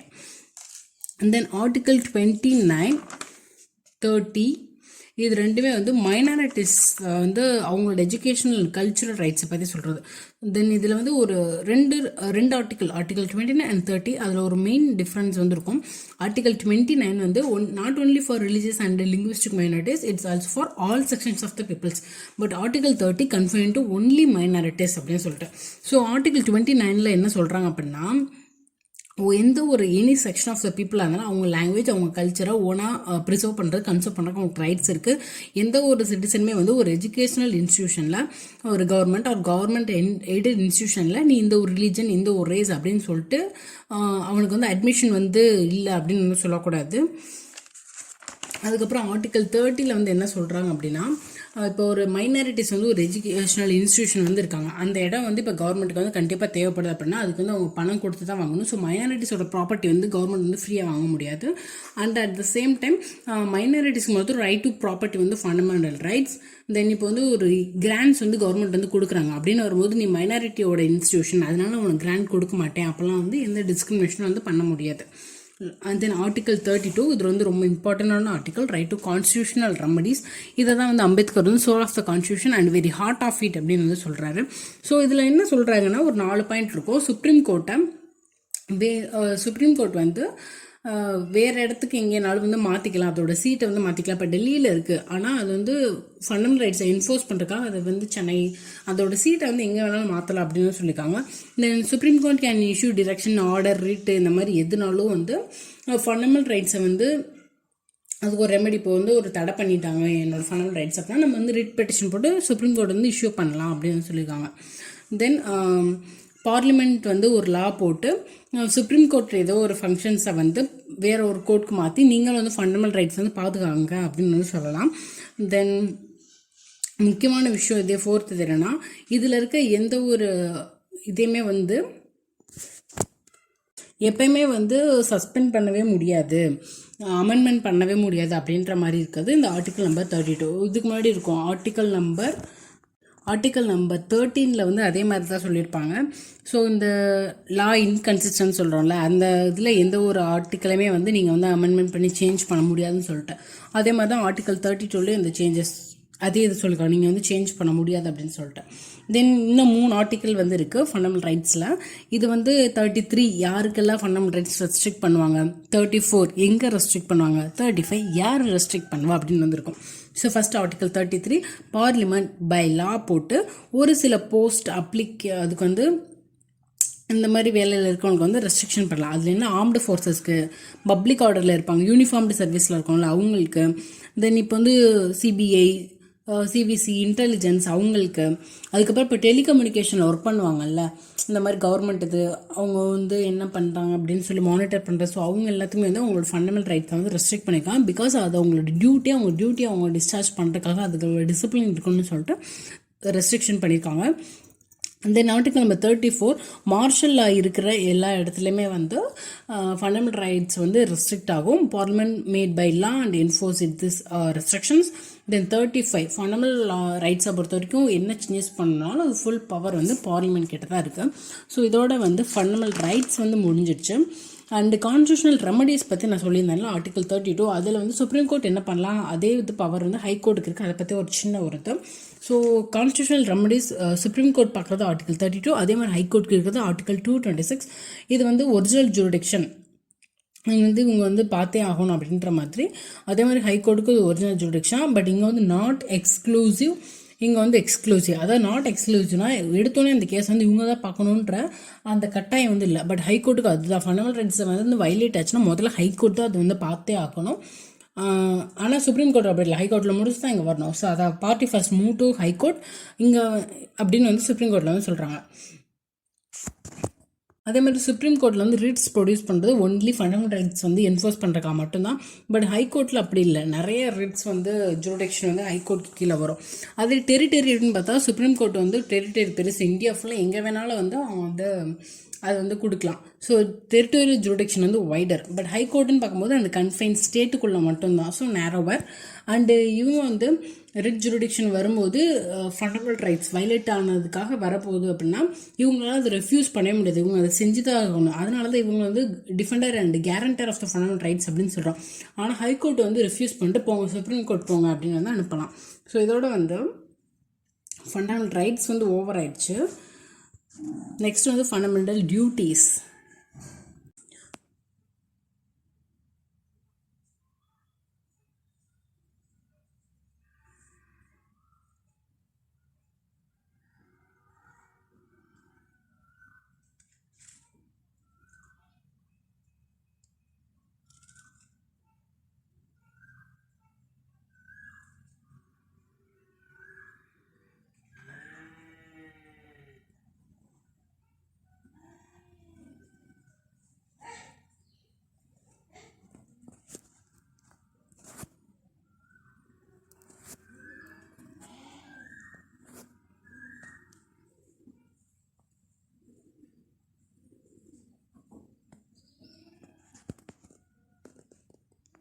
So part 4A fundamental duties. இதில் பார்ட் 4A அப்படின்னு வரும்போது தெரியுது இந்த ஃபண்டமெண்டல் டியூட்டிஸ் அப்படின்ற மொத்தத்தையுமே வந்து இடையில தான் ஏதோ ஒரு அமெண்ட்மெண்ட் பண்ணி ஆட் பண்ணியிருக்காங்க அப்படின்னு சொல்லிட்டு.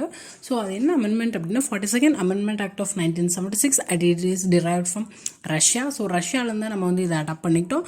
And it is only confine to citizens. So இந்த ஃபண்டமெண்டல் டியூட்டிஸ் வந்து சிட்டிசன்ஸ்க்கு மட்டும்தான், ஃபாரினர்ஸ் வந்து இதை ஃபாலோ பண்ணணும் அப்படின்ற எந்த ஒரு விஷயமும் இல்லை. And it deals with article 51A. Actually fundamental rights, DPSP, அதுக்கடுத்த ஃபண்டமெண்டல் டியூட்டிஸ் வரும். நான் தான் ஃபண்டமெண்டல் ரைட்ஸ்க்கு அப்புறம் ஃபண்டமெண்டல் டியூட்டிஸ் வந்து சொல்கிறேன். Fundamental duties article 51A. இதில் வந்து ஒரு 11 பாயிண்ட் வந்திருக்கும். அதில் லாஸ்ட் பாயிண்ட் மட்டும் 86th அமெண்ட்மெண்ட் ஆக்ட் ஆஃப் 2002 வந்து ஆட் பண்ணியிருப்பாங்க. இதை வந்து நம்ம இந்த ஆக்ட் முன்னாடியே பார்த்தோம். ஆர்டிகல் 21A ரைட் டு எஜுகேஷனில் 86th அமெண்ட்மெண்ட் ஆக்ட் ஆஃப் 2002 இதுக்கு ஒரு லிங்க் இருக்குது. அதான் நான் முன்னாடியே சொன்னேன். தென் இப்போ வந்து அந்த 11 ஆர்டிக்கலுமே வந்து ஆர்டரை நம்ம வந்து ஞாபகம் வச்சுக்கணும். ஸோ ஃபஸ்ட்டு ஏ வந்து நேஷ்னல் ஃப்ளாகு நேஷ்னல் ஆந்தம் வந்து நம்ம ரெஸ்பெக்ட் பண்ணணும் அப்படின்னு தான் சொல்லியிருக்காங்க. So it only to national anthem தான், நேஷ்னல் சாங் இல்லை.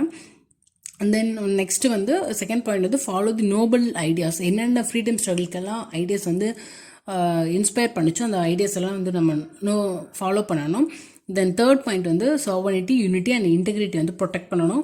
ஃபோர்த்து பாயிண்ட் நம்ம கண்ட்ரி நம்ம தான் டிஃபெண்ட் பண்ணணும். ஃபிஃப்த்து பாயிண்ட் வந்து என்னென்னா நமக்குள்ளே ஒரு பிரதர்ஹுட் அண்ட் ஹார்மோனி அதெல்லாம் இருக்கணும். என்னென்ன ப்ராக்டிஸ் எல்லாம் வந்து விமனோட டிக்னிட்டி வந்து குறைக்கிற மாதிரி இருக்கும் அதெல்லாம் வந்து நம்ம வந்து ஸ்டாப் பண்ணணும். சிக்ஸ்த்து பாயிண்ட் நம்மளோட ரிச் கல்ச்சர் ஹெரிட்டேஜ் அண்ட் வந்து நம்ம ப்ரிசர்வ் பண்ணணும். தென் செவன்த் பாயிண்ட் என்விரான்மெண்ட்டை ப்ரொடெக்ட் பண்ணணும், like forest, lake, river, wild life அதெல்லாம். எயித்து பாயிண்ட் வந்து டெவலப் சயின்டிஃபிக் டெம்பர், ஹியூமனிசம், இதை ரிஃபார்ம் பண்ணுறது, ஸ்பிரிட் இதெல்லாம் வந்து நம்ம வந்து டெவலப் பண்ணணும். நைன்த்து பாயிண்ட் வந்து பப்ளிக் ப்ராப்பர்ட்டி வந்து சேஃப்கார்ட் பண்ணணும், வயலன்ஸ் இருக்கக்கூடாது. டென்த்து பாயிண்ட்டு ஒவ்வொரு இண்டிவிஜுவலாகவும் சரி கலெக்டிவாகவும் சரி நம்ம வந்து ரொம்ப எக்ஸலன்ஸாக இருக்கணும். Then last point 11th point வந்து என்னென்னா எஜுகேஷன் வந்து 16 to 14 இயர்ஸ்க்கு வந்து உங்கள் பேரண்ட்டோ கார்டியன் வந்து கொடுக்கணும் அப்படின்றது தான். ஸோ இதே தான் வந்து நம்ம அங்கே பார்த்தோம். Compulsory free education for 16 to 14 years of age and in article 21A. So இங்கே வந்து ஆர்டிகல் 51A லாஸ்ட் பாயிண்ட் தான். ரெண்டுமே வந்து 86th அமெண்ட்மெண்ட் ஆக்ட் ஆஃப் 2002 தான் வந்து கொண்டு வந்துருவாங்க. ஸோ இது மட்டும் இங்கே 2 இடத்துல மாறுற மாதிரி டிபிஎஸ்பிலையுமே வந்து 45th ஆர்டிக்கலில் வந்து முன்னாடி வந்து 6 to 14 years ஆஃப் ஏஜ் வந்து எஜுகேஷன் கொடுக்கணும் அப்படின்னு வந்து போட்டுருக்காங்க. பட் டிபிஎஸ்பி தான் வந்து கண்டிப்பாக பண்ணணுன்ற அவசியம் இல்லை. ஸோ அதனால நம்ம என்ன பண்ணோம்னா ஃபண்டமெண்டல் ரைட்ஸில் அதை மாற்றிட்டு 6 to 14 years வந்து ஃபண்டமெண்டல் ரைட்ஸ்க்கு மாற்றிட்டு டிபிஎஸ்பி வந்து 0 to 6 years, அதாவது இந்த குழந்தைங்களுக்கு பால்வாடி மாதிரி அதெல்லாம் கொடுக்குறதா கொடுங்க அப்படின்ற மாதிரி நம்ம வந்து வச்சுருக்கோம். Next part 4 DPSP. இது வந்து ஃபண்டமெண்டல் ரைட்ஸ்க்கு ஒரு சப்ளிமெண்ட்ரி மாதிரி. டிபிஎஸ்பி அப்படின்னா directive principles of state policy. இது வந்து நம்ம வந்து வெல்ஃபேர் ஆஃப் த ஸ்டேட்டுக்காக வந்து கொண்டு வந்திருக்கோம். இது ஃப்ரம் எங்கேருந்து எடுத்திருக்கோம் அப்படின்னா அயர்லாண்ட். இது வந்து இப்போது வந்து இதில் சில பாயிண்ட்ஸ் எல்லாம் இருக்குல்ல, ஆர்டிக்கிள் 36 51 வரைக்கும் இருக்கும். இதில் எங்கேயுமே வந்து கவர்மெண்ட் வந்து இதில் ஏதாவது ஒன்று வந்து பண்ணல அப்படின்னா நம்ம போய் கேட்க முடியாது, ஏன் பண்ணல அப்படின்னு சொல்லிட்டு. ஸோ அதனால தான் வந்து இது directive principles of state policy அப்படின்னு வந்து சொல்கிறாங்க. ஆனால் ஃபண்டமெண்டல் ரைட்ஸ் அப்படின்னா நமக்கு அதில் ஏதாவது ஒரு இடத்துல வயலேட் ஆச்சு அப்படின்னா நம்ம ரிட் பெட்டிஷன் ஃபைல் பண்ணி இது ஏன் நீங்கள் எங்களுக்கு கிடைக்கல, ஏன் தடை பண்ணீங்க அப்படின்னு வந்து நம்ம கேட்கலாம். பட் டிபிஎஸ்பியில் போய் ஒரு மினிஸ்ட்ரியோ ஒரு எம்எல்ஏ எம்பியோ பார்த்து நீங்கள் இதில் இப்பெல்லாம் போட்டிருக்கலாம் ஆர்டிக்கல்லாம், நீங்கள் எங்களுக்கு இதெல்லாம் பண்ணல அப்படின்னு சொல்லிட்டு நம்மளால் கேட்க முடியாது. நம்ம அதை பார்த்து நம்ம தெரிஞ்சுக்கணும் அடுத்த எலெக்ஷன் வரும்போது. ஸோ அதுக்காகவே மெயினாக வந்து இந்த டிபிஎஸ்பி. இதில் வந்து first article 16 definition of the state. இது சிமிலர் டு ஆர்டிகல் 12 நம்ம பார்த்தோம்ல ஸ்டேட்டுக்குள்ளே என்னென்ன வரும்னு. ஸோ இது ஒன்று தான். ஆர்டிகல் 12 ஆர்டிகல் 36 ஒன்று தான். தென் ஆர்டிகல் 37 அதே தான் சொல்கிறாங்க, நான் என்ஃபோர்ஸபிள். இதில் ஏதாவது ஒன்று நடக்கல அப்படின்னா நீங்கள் வந்து கோர்ட்டில் போய் கேஸ் எல்லாம் போட முடியாது, இட்ஸ் நான் என்ஃபோர்ஸபிள் அப்படின்னு சொல்லிட்டு. ஆர்டிகல் 38 ஸ்டேட் வந்து வெல்ஃபேர் ஆஃப் த பீப்புளை வந்து ப்ரொமோட் பண்ணணும், இன்இக்வாலிட்டிஸை மினிமைஸ் பண்ணணும் அப்படின்னு சொல்கிறாங்க. தென் ஆர்டிகல் 39 வந்து ஒரு சில 6 பிரின்சிபல்ஸ் வந்து இருக்குது, அதை வந்து மெயின்டைன் பண்ணணும்னு சொல்லிட்டு. அதில் ஃபஸ்ட்டு வந்து என்னென்னா எல்லா சிட்டிசன்ஸ்க்குமே வந்து அடிக்வேட் மீன்ஸ் ஆஃப் லைவ்லிஹுட் வந்து இருக்கணும். தென் ownership and control of the material வந்து எல்லா பீப்புள்ஸ்க்கும் ஈக்குவலாக வந்து டிஸ்ட்ரிபியூட் ஆகணும். எக்கனாமிக் சிஸ்டம் வந்து ஒருத்தவங்ககிட்டே கான்சன்ட்ரேஷன் ஆஃப் த வெல்த் வந்து இருக்கவே கூடாது. Equal pay for equal work இருக்கணும். Health and strength and tender age of the children வந்து அப்யூஸ் ஆகக்கூடாது. அதாவது குழந்தைங்களை வந்து அவங்க சைல்ட் லேபராக போகிறது, ரொம்ப வயசானவங்கள அவங்க வந்து பண கஷ்டத்தினால அவங்க வந்து ஒரு வேலைக்காக வரக்கூடாது. அவங்க ஹெல்த்துக்கு ஏற்ற மாதிரி அவங்க வந்து வேலைக்காக வரணும். அவங்க ஏஜுக்கு அவங்க ஸ்ட்ரென்த்துக்கு அந்த ஒர்க்கு சூட் ஆகுமா அப்படின்னு பார்த்து வந்து வேலை வந்து கொடுக்கணும். தென் லாஸ்ட் பாயிண்ட் வந்து சில்ட்ரனுக்கு இருக்கிற மாதிரி அவங்களோட ஹெல்த் டெவலப்மெண்ட்டுக்கு ஆப்பர்ச்சுனிட்டிஸ் எல்லாம் வந்து கிடைக்கணும். ஸோ இது வந்து ஆர்டிகல் 39. ஆர்டிகல் 39A இது வந்து அமெண்ட்மெண்ட்டில் வந்து ஆட் பண்ணியிருக்காங்க. இது வந்து equal justice and free legal eight. அதாவது பணம் இல்லை அப்படின்ற ஒரு காரணத்துக்காக ஒருத்தவங்க அவங்களோட கேஸ் வந்து நடத்தாமல் போகக்கூடாது. ஸோ கவர்மெண்ட்டே வந்து அவங்களுக்கு ஒரு பப்ளிக் ப்ராசிக்யூட்டரை ஏற்பாடு பண்ணி அவங்களோட கேஸ்க்கு வந்து வாதாட வந்து கொடுப்பாங்க. ஸோ அதுதான் வந்து ஃப்ரீ லீகல் எய்டு. அண்ட் இவங்க வந்து யாருக்கு முக்கியமாக கொடுப்பாங்க அப்படின்னா விமன்ஸ்க்கு, எஸ்சி எஸ்டி பீப்புள்ஸ், ரொம்ப எக்கனாமிக்கலாக புவர் பேக்ரவுண்டில் இருக்கிறவங்களுக்கு. And article 40 it's for organisation of village panchayat. So village பஞ்சாயத்தை ஆர்கனைஸ் பண்ணுறதுக்கு initiative it is a Gandhian principle. And article 41 right to work, right to education and right to public assistance. So state வந்து அதெல்லாம் வந்து secure பண்ணணும். அதுக்கப்புறம் article 42 state வந்து என்ன பண்ணணும் அப்படின்னா மெட்டர்னிட்டி லீவ் கொடுக்கணும், ஹியூமனிக் கண்டிஷன்ஸ் அவங்க ஒர்க்குக்கு ஏற்ற மாதிரி அதை வந்து செக்யூர் பண்ணணும் அப்படின்னு வந்து சொல்கிறாங்க. தென் ஆர்டிகல் 43 வந்து ப்ரொமோட் பண்ணணும். எதுனா காட்டேஜ் இண்டஸ்ட்ரி, அதுக்கப்புறம் கோஆப்ரேட்டிவ் சொசைட்டி, ரூரல் ஏரியாஸ் அதெல்லாம் வந்து ப்ரொமோட் பண்ணணும். அதுக்கப்புறம் ஒர்க் பண்ணுறவங்க ஒர்க்கர்ஸுக்கு வந்து அவங்களுக்கும் ஒரு ஸ்டாண்டர்ட் ஆஃப் லிவிங் இருக்கணும், அவங்களுக்கும் வந்து லீவ் வேணும், அவங்களுக்கும் சோஷியல் அண்ட் கல்ச்சுரல் ஆப்பர்ச்சுனிட்டிஸ் அதெல்லாத்தையும் செக்யூர் பண்ணணும். தென் ஆர்டிகல் 43A இது வந்து 42nd அமெண்ட்மெண்ட் ஆக்ட் ஆஃப் 1976 வந்து ஆட் பண்ணது. அதாவது என்னென்னா ஒரு லெஜிஸ்லேச்சர் வந்து ஸ்டேட் வந்து மேக் பண்ணி ஒர்க்கர்ஸுமே வந்து மேனேஜ்மெண்ட்டில் பார்ட்டிசிபேட் பண்ணுற மாதிரி, ஷேர் ஹோல்டர்ஸ் இந்த மாதிரி நான் இருக்குல்ல, ஸோ அந்த மாதிரி ஏதாவது கொண்டு வரணும் அப்படின்னு சொல்லிட்டு. Then article 43B promotion of cooperative society it's added from the amendment act 97th amendment act of 2012. Then article 44 uniform civil code, எல்லாருக்குமே ஒரே சட்டம் அந்த மாதிரி. Then article 45 provision of early childhood care and education to child below age of 6. அதான் நான் சொன்னேன்ல இடையில மாற்றினாங்க அப்படின்னு சொல்லிட்டு. முன்னாடி வந்து 6லேருந்து 14 வயசு குழந்தைகளுக்கு எஜுகேஷன் கொடுக்குறதா இருக்கும், அது கொடுக்கலாம் அந்த மாதிரி. பிகாஸ் டிபிஎஸ்பின்னு அப்படி தான். இப்போ வந்து அது ஃபண்டமெண்டல் ரைட்ஸ்க்கு மாறினால 0 to 6 years குழந்தைங்களுக்கு எஜுகேஷன் வந்து கொடுக்கணும் அப்படின்னு வந்து சொல்லியிருக்காங்க. தென் ஆர்டிகல் 46 வந்து என்னென்னா எக்கனாமிக்கலி வீக்கர் செக்ஷனாக இருப்பாங்கல்ல, எஸ்சி எஸ்டி, அவங்களுக்கெல்லாம் வந்து எக்ஸ்ப்ளோட்டேஷன்லேருந்து, அதாவது மற்றவங்க அவங்கள வந்து ரொம்ப அவங்கள வந்து கஷ்டப்படுத்தாமல், அவங்ககிட்ட வந்து சுரண்டாமல், அந்த எக்ஸ்பெக்டேஷன் அவங்களுக்கு நியாயம் எல்லாம் கிடைக்கணும், அந்த மாதிரி பண்ணுறது ஆர்டிகல் 46. தென் ஆர்டிகல் 47 வந்து என்னென்னா எல்லாருக்குமே வந்து ஸ்டாண்டர்ட் ஆஃப் லிவிங் வந்து இம்ப்ரூவ் பண்ணணும், நியூட்ரிஷன் லெவலை வந்து ரைஸ் பண்ணணும், பப்ளிக் ஹெல்த்தை வந்து இம்ப்ரூவ் பண்ணணும்னு சொல்கிறது ஆர்டிகல் 47. அது கீழே தான் வந்து நம்ம வந்து ஸ்லம் போர்ட் கிளியரன்ஸ் எல்லாம் கொண்டு வந்திருக்கோம். ஆல்கஹால் குடிக்கக்கூடாது, இன்டாக்சிகன்ஸ் ட்ரிங்க்ஸ் எதுவுமே ட்ரிங்க் பண்ணக்கூடாது, உடம்புக்கு கேடு விளைவிக்கிறதெல்லாம் வந்து தடை பண்ணுறது இந்த ஆர்டிகல் 47 தான். தென் ஆர்டிகல் 48 வந்து organisation of agriculture and animal husbandry. So states வந்து இந்த மாதிரி அக்ரிகல்ச்சர் அனிமல் ஹஸ்பண்ட்ரி வந்து ப்ரிசர்வ் பண்ணுறதுக்காகவும் இம்ப்ரூவ் பண்ணுறதுக்காகவும் எடுக்கணும். ஸோ அதுக்கு தான் வந்து நம்ம வந்து கவுஸ் எல்லாம் வந்து ஸ்லாட்டர் பண்ணக்கூடாது அப்படின்னு வந்து சொல்லுவோம். Then article 48A it is added from the 42nd amendment act of 1976. இது வந்து என்னென்னா என்விரான்மெண்ட்டை சேஃப்கார்ட் பண்ணணும், ஃபாரஸ்ட் அண்ட் வைல்ட் லைஃப்பை வந்து பாதுகாக்கணும்னு சொல்லிட்டு. ஸோ இதுவும் வந்து 42nd amendment act of 1976. So இதில் வந்து நம்ம வந்து பேனிங் ஆஃப் பிளாஸ்டிக்ஸ் எல்லாம் கொண்டு வந்திருக்கோம்ல, அதுக்கு ரீசன் வந்து இந்த ஆர்டிகல் 48A தான். ஸோ இதில் வந்து ஆர்டிகல் 43A, ஆர்டிகல் 48A இது வந்து இது ரெண்டுமே வந்து 42nd amendment act. But article 43B வந்து 97th அமெண்ட்மெண்ட் ஆக்ட். 45ல் மாற்றிருக்கிறது 86th amendment act. Then article 49 monuments and national importance places எல்லாம் ப்ரொடெக்ட் பண்ணுறது. Article 50 judiciary and executive separate பண்ணுறது. Article 15 international peace and security வந்து ப்ரொமோட் பண்ணுறது. So இதோட வந்து டிபிஎஸ்பி வந்து முடிஞ்சிருச்சு. ஸோ இதோட வந்து நம்ம பார்ட் 2 வீடியோ வந்து எண்ட் பண்ணிக்கலாம்னு நினைக்கிறேன். நெக்ஸ்ட் வீடியோவில் நான் முன்னாடி சிம்பிள் மெஜாரிட்டி, ஸ்பெஷல் மெஜாரிட்டி பற்றியெல்லாம் பேசியிருப்பேன்ல. ஸோ அது என்ன, அந்த மெஜாரிட்டி தான் என்ன, ரிட் பெட்டிஷன்னா என்ன, அண்டு டிபிஎஸ்பியை வந்து பிரிச்சிருப்பாங்க. Social principles, Gandhian principles and liberal or intellectual பிரின்சிபல்ஸ்ன்னு சொல்லி. ஸோ இந்தந்த ஆர்டிகல்ஸ் எல்லாம் இந்தந்த பிரின்சிபல்ஸ் கீழே வரும்னு சொல்லிட்டு நம்ம வந்து நெக்ஸ்ட் வீடியோவில் பார்க்கலாம். அது வரைக்கும் tata, bye bye, take care and thank you.